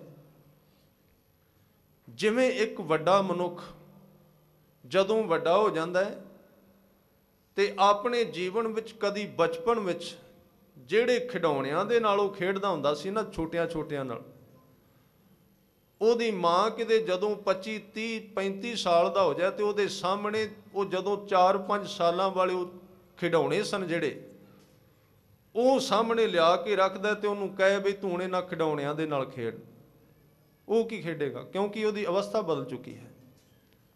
ਹਾਲਾਂਕਿ ਉਹਨੂੰ ਪਤਾ ਹੈ ਮੈਂ ਇਹਦੇ ਵਿੱਚੋਂ ਲੰਘ ਕੇ ਆਇਆ, ਖਿਡੌਣਿਆਂ ਨਾਲ ਖੇਡਦਾ ਰਿਹਾ।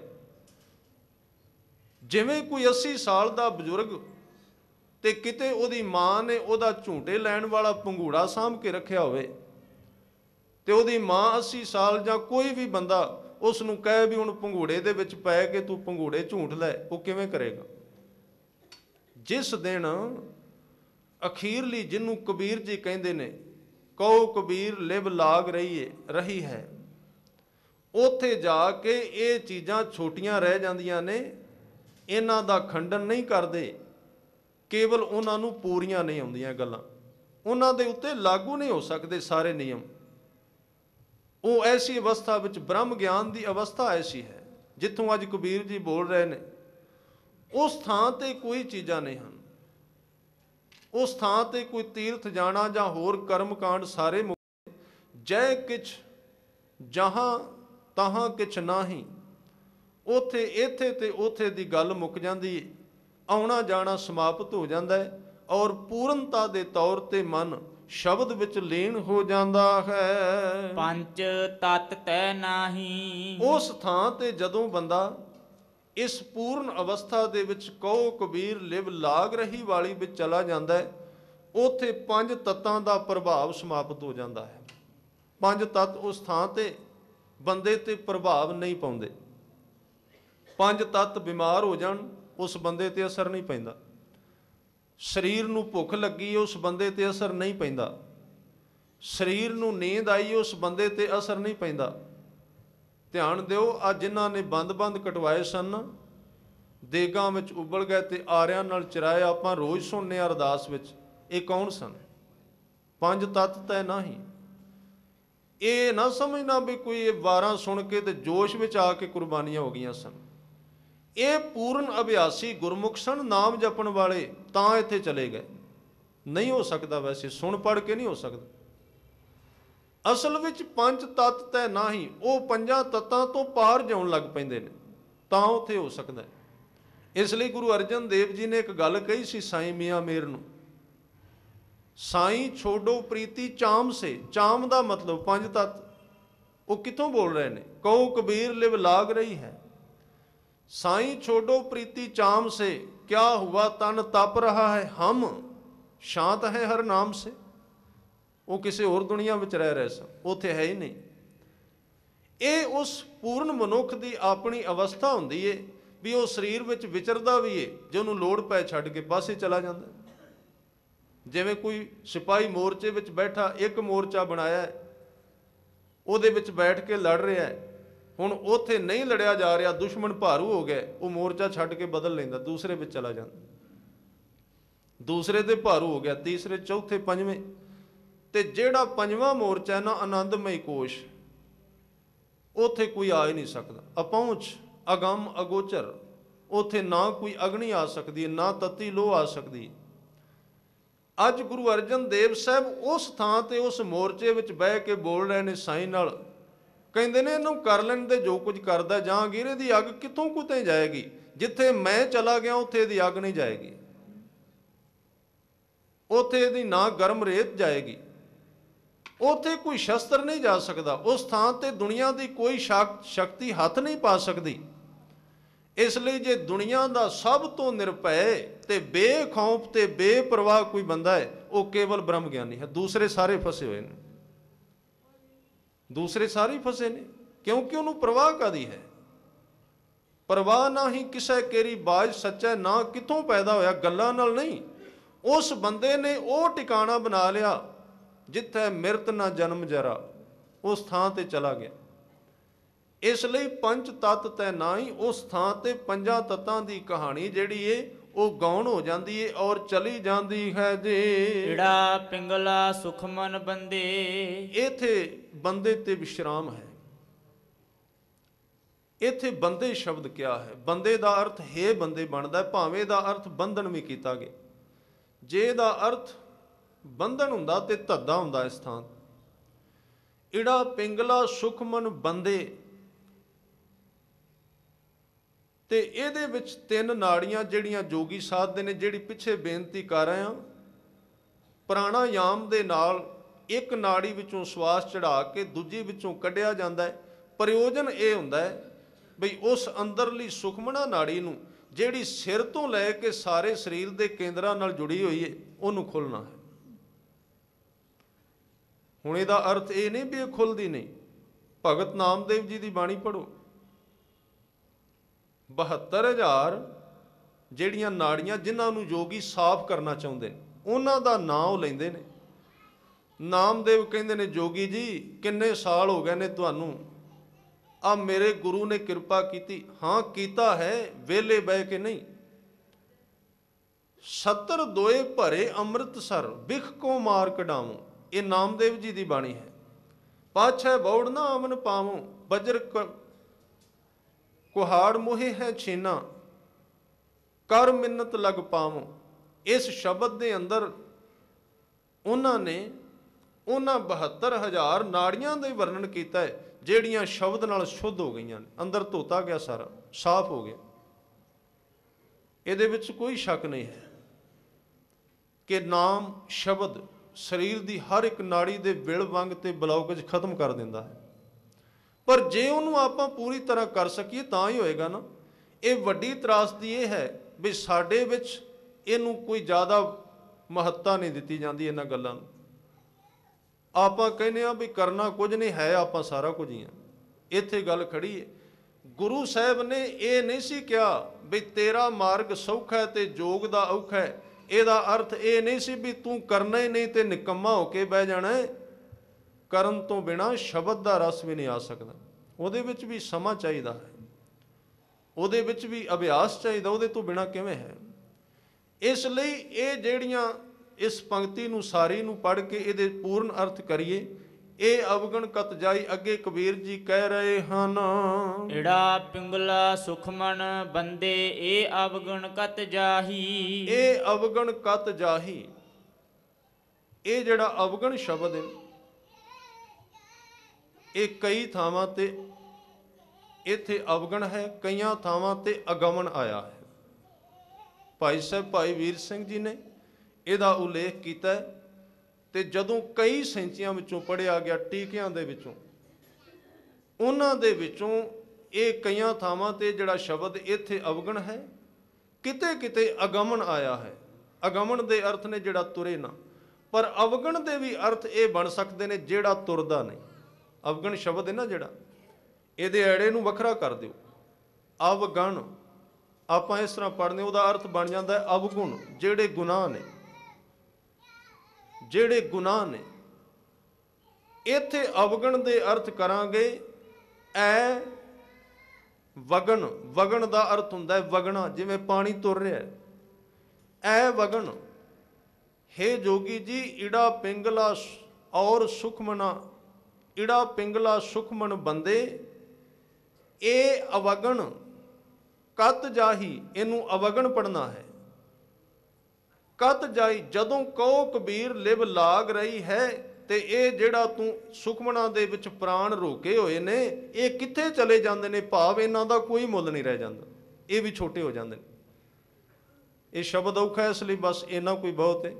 ਮੇਰੇ ਖਿਆਲ ਵਿੱਚ ਜਿੰਨਾ ਕੁਝ ਸਮਝ ਆਇਆ ਵੀ ਜਦੋਂ ਈੜਾ ਪਿੰਗਲਾ ਔਰ ਸੁਖਮਨਾ, ਜਿਹੜੀਆਂ ਤੂੰ ਤਿੰਨ ਸੋਧ ਲਈਆਂ ਨੇ, ਸੁਖਮਨਾ ਵਿੱਚ ਪ੍ਰਾਣ ਚੜਾ ਕੇ ਰੋਕੇ ਹੋਏ ਨੇ, ਇਹ ਅਵਗਣ, ਇਹ ਰੁਕੇ ਹੋਏ ਨੇ, ਗਵਦੇ ਨਹੀਂ ਪਏ, ਭਾਵ ਤੁਰਦੇ ਨਹੀਂ ਪਏ। ਕਦ ਜਾਈ, ਜਦੋਂ ਲਿਵ ਲੱਗ ਜਾਂਦੀ ਹੈ, ਉਦੋਂ ਬੰਦਾ ਹੈਰਾਨ ਹੋ ਕੇ ਵੇਂਦਾ ਵੀ ਇਹ ਤੇ ਛੋਟੀ ਜਿਹੀ ਚੀਜ਼ ਰਹਿ ਗਈ, ਅੱਗੇ ਕੁਝ ਵੀ ਨਹੀਂ ਹੈ। ਜਦੋਂ ਕਹੋ ਕਬੀਰ ਲਿਵ ਲਾਗ ਰਹੀ, ਇਹ ਅਵਗਣ ਕਤ ਜਾਈ, ਇਹ ਸਾਰਾ ਕੁਝ ਛੋਟਾ ਹੋ ਜਾਂਦਾ ਹੈ ਜੀ। ਤਾਗਾ ਟੂਟਾ ਗਗਨ ਬਿਨਸ ਗਿਆ, ਤਾਗਾ ਟੂਟਾ ਗਗਨ ਬਿਨਸ ਗਿਆ। ਜਿਹੜਾ ਧਾਗਾ, ਜਿਹੜੀ ਧਾਰ ਮੰਨਦੇ ਸੋ ਜਿਹੜੀ ਅੰਦਰ ਲੱਗੀ ਹੋਈ ਹੈ, ਜਦੋਂ ਕਹੋ ਕਬੀਰ ਲਿਵ ਲਾਗ ਰਹੀ ਹੈ, ਉਹ ਵੀ ਸਾਰਾ ਕੁਝ ਫਿੱਕਾ ਪੈ ਗਿਆ, ਛੋਟਾ ਰਹਿ ਗਿਆ। ਜਿਵੇਂ ਬੰਦਾ ਉੱਚੇ ਮਕਾਨ ਤੇ ਚੜ੍ਹ ਜਾਏ, ਦੂਜੇ ਥੱਲੇ ਰਹਿ ਜਾਂਦੇ ਨੇ। ਤਾਗਾ ਟੂਟਾ, ਤਾਗਾ ਟੁੱਟ ਗਿਆ, ਗਗਨ ਬਿਨਸਿਆ। ਗਗਨ ਦਾ ਅਰਥ ਹੈ ਜਿਹੜਾ ਤੂੰ ਦਸਮ ਦਵਾਰ ਦਾ ਜ਼ਿਆਦਾ ਰੌਲਾ ਪਾਉਂਦਾ ਸੀ, ਉਹ ਵੀ ਛੋਟਾ ਰਹਿ ਗਿਆ, ਨਾਮ ਦੇ ਅੱਗੇ ਛੋਟਾ ਪੈ ਗਿਆ। ਹੈ ਸੀ ਜ਼ਰੂਰ ਉਹ, ਅਸੀਂ ਇਮਾਨਦਾਰੀ ਨਾਲ ਅਰਥ ਕਰੀਏ। ਇਹ ਨਹੀਂ ਵੀ ਜਿਹੜੀ ਚੀਜ਼ ਸਾਨੂੰ ਭਾਂਦੀ ਨਹੀਂ ਅਸੀਂ ਉਹਨੂੰ ਕੱਟ ਕੇ ਪਾਸੇ ਕਰ ਦਈਏ।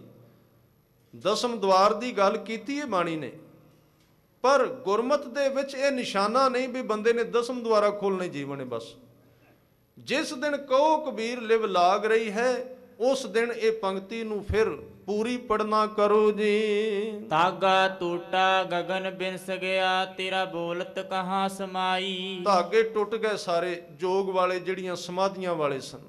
ਗਗਨ ਬਿਨਸਿਆ, ਜਿਹੜਾ ਆ ਦਸਮ ਦੁਆਰਾ ਖੁੱਲਣਾ ਪਹਿਲਾਂ ਬਹੁਤ ਵੱਡਾ ਲੱਗਦਾ ਸੀ, ਜਦੋਂ ਕਹੋ ਕਬੀਰ ਲਿਵ ਲਾਗ ਰਹੀ ਵਾਲੀ ਅਵਸਥਾ ਆਈ, ਤੇ ਇਹ ਵੀ ਇੱਕ ਛੋਟੀ ਜਿਹੀ ਚੀਜ਼ ਦਿਸ ਪਈ, ਭਾਵ ਨਾਮ ਇਸ ਤੋਂ ਉੱਚਾ ਦਿਸਿਆ। ਤੇਰਾ ਬੋਲਤ, ਤੇ ਜਿਹੜਾ ਮਨ ਤੇਰਾ ਮੇਰਾ ਮੇਰ ਤੇਰ ਵਿੱਚ ਪਿਆ ਰਿਹਾ ਸੀ, ਕਹਾਂ ਸਮਾਈ, ਉਹ ਕਿੱਧਰ ਚਲਾ ਗਿਆ? ਭਾਵ ਹਉਮੈ ਵਾਲਾ ਮਨ ਉਹ ਨਾਲ ਹੀ ਬਿਨਸ ਗਿਆ ਜੇ। ਇਹ ਸੰਸਾ ਮੋਕੋ ਅਣਦਿਨ ਵਿਆਪੈ। ਇਹ ਸੰਸਾ, ਆ ਜਿਹੜੀ ਉੱਪਰ ਗੱਲਾਂ ਲਿਖੀਆਂ ਹੋਈਆਂ ਨੇ, ਕਬੀਰ ਜੀ ਕਹਿੰਦੇ ਨੇ, ਹੁਣ ਜਦੋਂ ਉਸ ਥਾਂ ਤੇ ਗਏ ਨੇ, ਲਿਵ ਦੇ ਵਿੱਚ ਖਲੋ ਕੇ ਕਹਿ ਰਹੇ ਨੇ, ਮੈਨੂੰ ਇਹ ਸੰਸਾ, ਮੈਨੂੰ ਇਹ ਵਿਚਾਰ ਆਉਂਦੇ ਨੇ ਵੀ ਇਹ ਲੋਕ ਕਿਵੇਂ ਦੀਆਂ ਗੱਲਾਂ ਕਰ ਰਹੇ ਨੇ, ਵੀ ਇਹ ਤੇ ਗੱਲਾਂ ਛੋਟੀਆਂ ਨੇ। ਤੇਰਾ ਬੋਲਤ ਕਾਂ ਸਮਾਈ, ਜਦੋਂ ਬੰਦਾ ਕਹਿੰਦਾ ਮੇਰਾ ਦੁਆਰਾ ਖੁੱਲਾ ਹੈ, ਮੇਰੀਆਂ ਨਾੜੀਆਂ ਖੁੱਲ ਗਈਆਂ ਨੇ, ਮੈਨੂੰ ਪ੍ਰਾਪਤੀ ਹੋ ਗਈ, ਤੇ ਕਬੀਰ ਜੀ ਕਹਿੰਦੇ ਨੇ ਮੈਨੂੰ ਉਸੇ ਵੇਲੇ ਸੰਸਾ ਪੈ ਜਾਂਦਾ ਹੈ ਵੀ ਜਿੱਦਣ ਅੰਦਰੋਂ ਬਿਮਾਰੀ ਨਿਕਲ ਜਾਏ, ਉਦਣ ਇਹ ਤੇ ਬੰਦਾ ਕਹਿ ਨਹੀਂ ਸਕਦਾ ਵੀ ਮੈਨੂੰ ਮਿਲ ਪਿਆ, ਕਿਉਂਕਿ ਜਬ ਹਮ ਹੋਤੇ ਤਬ ਤੂੰ ਨਾਹੀਂ, ਅਬ ਤੂੰ ਹੀ ਮੈਂ ਨਾਹੀਂ। ਹੁਣ ਕਿਵੇਂ ਕਹੇਗਾ ਉਹ ਕਿ ਮੇਰਾ ਦੁਆਰਾ ਮੈਨੂੰ ਮਿਲ ਪਿਆ, ਮੈਨੂੰ ਪ੍ਰਕਾਸ਼ ਹੋ ਗਿਆ, ਮੈਨੂੰ ਪਾਣੀ ਦਿਸਿਆ?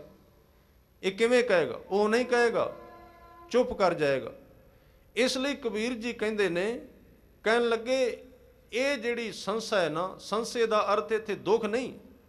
ਕਹਿਣ ਲੱਗੇ ਮੈਨੂੰ ਇਹ ਵਿਚਾਰ ਆ ਰਿਹਾ ਵੀ ਇਹ ਤੇ ਗੱਲਾਂ ਹੀ ਛੋਟੀਆਂ ਸਨ, ਤੇ ਇਹ ਲੋਕ ਇੱਥੇ ਰੁਕੇ ਹੋਏ ਨੇ, ਤੇ ਕੋਈ ਵੀ ਜੋਗੀ ਜਾਂ ਐਵੇਂ ਦਾ ਬੰਦਾ ਮੇਰੀ ਤਸੱਲੀ ਨਹੀਂ ਕਰਾਉਂਦਾ ਕਿ ਤੁਸੀਂ ਕਹਿ ਰਹੇ ਹੋ ਸਾਨੂੰ ਪ੍ਰਾਪਤੀ ਹੋਈ ਏ, ਤੇ ਜਿੱਦਣ ਬੰਦੇ ਨੂੰ ਪ੍ਰਾਪਤੀ ਹੋ ਜਾਂਦੀ ਉਹ ਬੋਲਦਾ ਹੀ ਨਹੀਂ।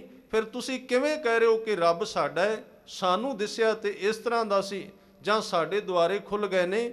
ਇਹ ਸਾਰੀਆਂ ਗੱਲਾਂ ਕਿਹੜੇ ਢੰਗ ਨਾਲ ਕਹਿੰਦੇ ਹੋ? ਇਹ ਵਿਚਾਰ ਮੇਰੇ ਮਨ ਵਿੱਚ ਰਹਿੰਦਾ ਹੈ ਜੀ। ਮੋਕੋ ਕੋ ਨਾ ਕਹਿ ਸਮਝਾਈ ਰਹਾਓ। ਕਬੀਰ ਜੀ ਕਹਿੰਦੇ ਨੇ ਕੋਈ ਨਹੀਂ ਮੇਰੇ ਕੋਲ ਆਇਆ ਜਿਹੜਾ ਮੇਰੀ ਇਹ ਤਸੱਲੀ ਕਰਾਦਾ ਵੀ ਕੀ ਵੱਡਾ ਹੈ ਇਹਦੇ ਵਿੱਚੋਂ ਤੇ ਕੀ ਛੋਟਾ ਹੈ। ਪਿੱਛੇ ਆਪ ਨੇ ਇੱਕ ਸ਼ਬਦ ਸੁਣਿਆ ਹੋਵੇਗਾ ਜਿਹਦੇ ਵਿੱਚ ਕਬੀਰ ਜੀ ਸਵਾਲ ਕਰਦੇ ਨੇ, ਬ੍ਰਹਮਾ ਵੱਡਾ ਕੇ ਜਾਸ ਉਪਾਇਆ, ਵੇਦ ਵੱਡਾ ਕੇ ਜਾਂ ਤੇ ਆਇਆ। ਕੌਣ ਵੱਡਾ ਇਹਨਾਂ ਵਿੱਚ? ਮੂਲ ਵੱਡਾ ਹੈ ਕਿ ਟਹਿਣੀਆਂ ਵੱਡੀਆਂ ਨੇ? ਜੜ ਵੱਡੀ ਹੈ ਕਿ ਫਲ ਵੱਡਾ ਹੈ? ਜੜ ਵੱਡੀ ਹੈ ਜਿਹਦੇ ਵਿੱਚੋਂ ਫਲ ਆ ਰਿਹਾ ਹੈ, ਉਹਦੇ ਬਾਅਦ ਵਿੱਚ ਹੈ। ਇਹ ਸਾਰੀਆਂ ਬਾਅਦ ਵਿੱਚ ਪੱਤੇ ਨੇ, ਫਲ ਹੈ, ਟਹਿਣੀਆਂ ਨੇ, ਤਣਾ ਹੈ। ਜੜ ਹੈ ਕੇਵਲ ਨਾਮ ਤੇ ਲਿਵ, ਜਿਹਨੂੰ ਕਬੀਰ ਜੀ ਕਹਿ ਰਹੇ ਹਨ, ਜਹ ਬਰਭੰਡ ਪਿੰਡ ਤੈ ਨਾਹੀ। ਜਿਸ ਥਾਂ ਤੇ ਜਾ ਕੇ ਬ੍ਰਹਿਮੰਡ ਦੇ ਵਿੱਚ ਜੋ ਕੁਝ ਦ੍ਰਿਸ਼ਟਮਾਨ ਹੈ, ਇਹ ਵੀ ਸਾਰਾ ਗੌਣ ਹੋ ਜਾਂਦਾ ਹੈ, ਭਾਵ ਸਾਰਾ ਕੁਝ ਇੱਕੋ ਹੋ ਜਾਂਦਾ ਹੈ। ਪਿੰਡ ਤੈ ਨਾਹੀ, ਪਿੰਡ ਦੇ ਅਰਥ ਸਰੀਰ ਨੇ। ਜਿਸ ਥਾਂ ਤੇ ਬ੍ਰਹਿਮੰਡ ਔਰ ਪਿੰਡ ਦਾ ਜਿਹੜਾ ਦ੍ਰਿਸ਼ਟਮਾਨ ਰੂਪ ਹੈ, ਇਹ ਵੀ ਸਮਾਪਤ ਹੋ ਜਾਂਦਾ ਹੈ। ਰਚਨਹਾਰ ਤੈ ਨਾਹੀ। ਉਸ ਥਾਂ ਤੇ ਰਚਨਹਾਰ, ਰਚਨਹਾਰ ਦੇ ਇੱਥੇ ਅਰਥ ਨੇ ਮਨ, ਬਣਾਉਣ ਵਾਲਾ ਤੇ ਟਾਉਣ ਵਾਲਾ। ਮਨ ਜਿਹੜਾ ਬਣਾਉਂਦਾ ਰਹਿੰਦਾ ਤੇ ਟਾਉਂਦਾ ਰਹਿੰਦਾ, ਇਹ ਮਨ ਵੀ ਉਸ ਥਾਂ ਤੇ ਬਿਨਸ ਜਾਂਦਾ ਹੈ। ਜੋੜਨਹਾਰੋ ਸਦਾ ਅਤੀਤਾ। ਜਿਹੜਾ ਜੋੜਨਹਾਰੋ ਸਦਾ ਅਤੀਤਾ, ਇਸ ਪੰਕਤੀ ਨੂੰ ਪੂਰੀ ਪੜੋ ਜੀ। ਜੋੜਨਹਾਰੋ ਸਦਾ ਅਤੀਤਾ, ਇਹ ਕਹੀਐ ਕਿਸ ਮਾਹੀ। ਜਿਹੜਾ ਸਾਡਾ ਯਤਨ ਅੰਦਰ ਹੁੰਦਾ ਸੀ, ਧਿਆਨ ਵੀ ਅਸੀਂ ਜੁੜਨਾ ਹੈ, ਅਸੀਂ ਗੁਰੂ ਕੇ ਸ਼ਬਦ ਨਾਲ ਜੁੜਨਾ ਹੈ, ਅਸੀਂ ਕੀਰਤਨ ਸੁਣਨਾ ਹੈ, ਅਸੀਂ ਕਥਾ ਸੁਣਨੀ ਹੈ, ਅਸੀਂ ਪਾਠ ਕਰਨਾ ਹੈ, ਅਸੀਂ ਸਮਾਧੀ ਲਾਉਣੀ ਹੈ, ਅਸਾਂ ਨਾਮ ਜਪਣਾ ਹੈ। ਕਬੀਰ ਜੀ ਕਹਿੰਦੇ ਪਰਤ ਕੇ ਮੈਂ ਅੰਦਰ ਝਾਤੀ ਮਾਰੀ, ਜਦੋਂ ਲਿਵ ਲੱਗੀ ਉਹ ਜੁੜਨ ਵਾਲੇ ਵਿਚਾਰ ਵੀ ਗਾਇਬ ਹੋ ਚੁੱਕੇ ਸਨ, ਉੱਥੇ ਉਹ ਵੀ ਨਹੀਂ ਸੀ ਬਚਿਆ। ਤੂੰ ਤੂੰ ਕਰਤਾ ਤੂੰ ਹੁਆ, ਮੁਝ ਮੈਂ ਰਹਾ ਨਾ ਹੋ। ਜੋੜਨਹਾਰੋ, ਜਿਹੜਾ ਅੰਦਰੋਂ ਜੁੜਨ ਦੀ ਹਉਮੈ ਸੀ, ਮੈਂ ਜੁੜਨਾ, ਮੈਂ ਕਰਨਾ, ਕਹਿਣ ਲੱਗੇ ਪਰਤ ਕੇ ਵੇਖਿਆ ਜਿੱਦਣ ਲਿਵ ਲੱਗੀ, ਇਹ ਵੀ ਸਾਰਾ ਕੁਝ ਹੀ ਬਲੀਨ ਹੋ ਗਿਆ ਜੇ। ਜੋੜੀ ਜੁੜੈ ਨਾ ਤੋੜੀ ਟੂਟੈ। ਪੂਰੀ ਪੰਕਤੀ ਪੜ੍ਹੋ। ਜਬ ਲਗ ਹੋਏ ਬਨਾਸੀ। ਜੋੜੀ ਜੁੜੈ ਨਾ ਤੋੜੀ ਟੂਟੈ, ਉਹ ਅਵਸਥਾ ਬਿਆਨ ਕਰ ਰਹੇ ਨੇ। ਉਹ ਜਿਹੜੀ ਅਵਸਥਾ ਕਬੀਰ ਜੀ ਨੂੰ ਪ੍ਰਾਪਤ ਹੋਈ, ਕਹਿਣ ਲੱਗੇ ਹੁਣ ਮੈਨੂੰ ਉਸ ਅਵਸਥਾ ਨੂੰ ਭੋਗਣ ਵਾਸਤੇ ਜੁੜਨਾ ਨਹੀਂ ਪੈਂਦਾ, ਯਤਨ ਨਹੀਂ ਕਰਨਾ ਪੈਂਦਾ, ਤੇ ਉਹਨੂੰ ਮੈਨੂੰ ਤੋੜਨਾ ਵੀ ਨਹੀਂ ਪੈਂਦਾ ਵੀ ਹੁਣ ਬੜਾ ਸਮਾਂ ਹੋ ਗਿਆ ਜੁੜਿਆਂ ਨੂੰ, ਹੁਣ ਛੱਡ ਦਈਏ। ਉਹਦੇ ਵਿੱਚ ਦੋਵੇਂ ਨੇ ਹਨ। ਇਹ ਪੂਰਨ ਬ੍ਰਹਮ ਗਿਆਨੀਆਂ ਦੀਆਂ ਅਵਸਥਾ ਨੇ, ਤੇ ਬਾਣੀ ਨੇ ਇਹ ਸ਼ਬਦ ਉਚਾਰਨ ਕੀਤੇ ਨੇ। ਜੋੜੀ ਜੁੜੈ ਨਾ ਤੋੜੀ ਟੂਟੈ। ਨਾ ਤੇ ਉੱਥੇ ਜੁੜਨ ਦਾ ਖਿਆਲ ਪੈਦਾ ਹੁੰਦਾ ਵੀ ਮੈਂ ਹੁਣ ਜੁੜਾਂ, ਕਿਉਂਕਿ ਪਹਿਲਾਂ ਜੁੜਿਆ ਹੋਇਆ ਸੀ। ਨਾ ਉੱਥੇ ਟੁੱਟਣ ਦਾ ਖਿਆਲ ਵੀ ਹੁਣ ਬਸ ਕਰੀਏ, ਪਾਠ ਕਰਦਿਆਂ ਨੂੰ 4 ਘੰਟੇ ਹੋ ਗਏ, ਛੱਡ ਦਈਏ, ਇਹ ਵੀ ਨਹੀਂ ਹੁੰਦਾ, ਕਿਉਂਕਿ ਉੱਥੇ ਛੁੱਟਦਾ ਹੀ ਨਹੀਂ। ਤੋਰੀ ਨਾ ਟੂਟੈ ਛੋਰੀ ਨਾ ਛੂਟੈ, ਐਸੀ ਮਾਧੋ ਖਿੰਚ ਤਣੀ, ਮੂੰਹ ਲਾਲਨ ਸਿਉ ਪ੍ਰੀਤ ਬਣੀ। ਜੋੜਨ ਕਹਿਣ ਲੱਗੇ ਜੋੜੀ ਜੁੜੈ ਨਾ ਤੋੜੀ ਟੂਟੈ। ਅਗਲੇ ਸ਼ਬਦ ਕੀ ਕਹਿ ਰਹੇ ਹਨ?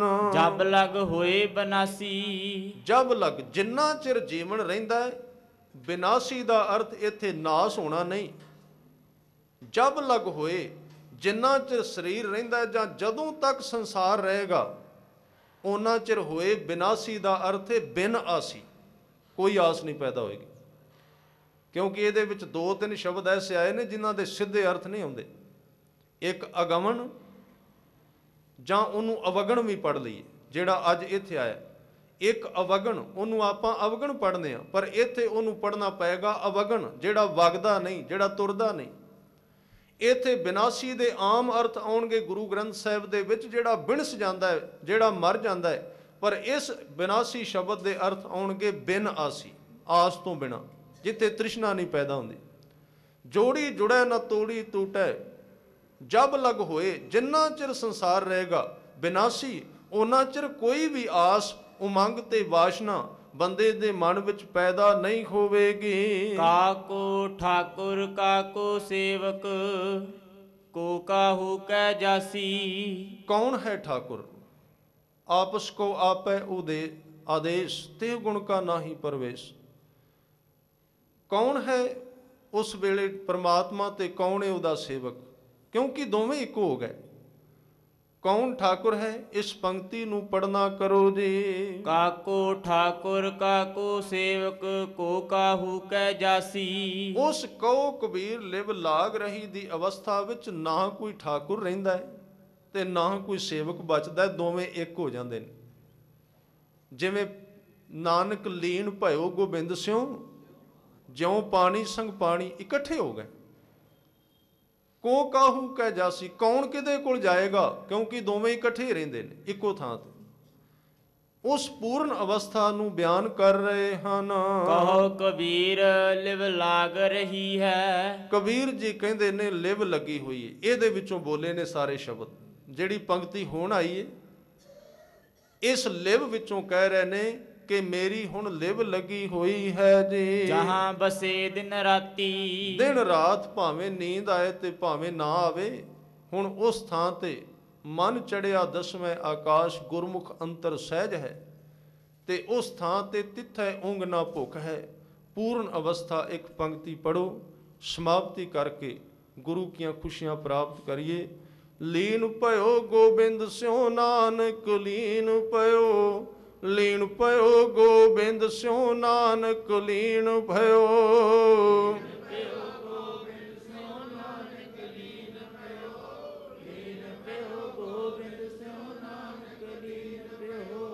ਜਿਉ ਪਾਣੀ ਸੰਗ ਪਾਣੀ ਨਾਨਕ ਲੀਨ ਭਇਓ, ਜਿਉ ਪਾਣੀ ਸੰਗ ਪਾਣੀ ਨਾਨਕ ਲੀਨ ਭਇਓ।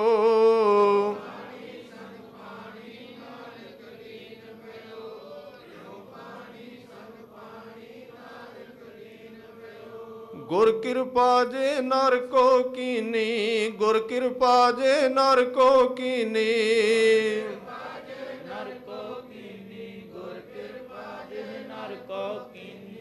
ਗੁਰ ਕਿਰਪਾ ਜੇ ਨਰ ਕੋ ਕੀਨੀ, ਗੁਰ ਕਿਰਪਾ ਜੇ ਨਰ ਕੋ ਕੀਨੀ।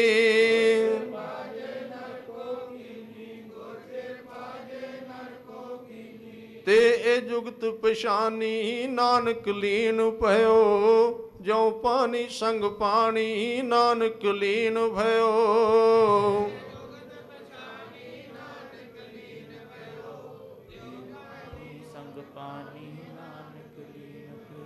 ਜਿਉ ਪਾਣੀ ਸੰਗ ਪਾਣੀ ਨਾਨਕ ਲੀਨ ਭਇਓ, ਜਿਉ ਪਾਣੀ ਸੰਗ ਪਾਣੀ ਨਾਨਕ ਲੀਨ ਭਇਓ।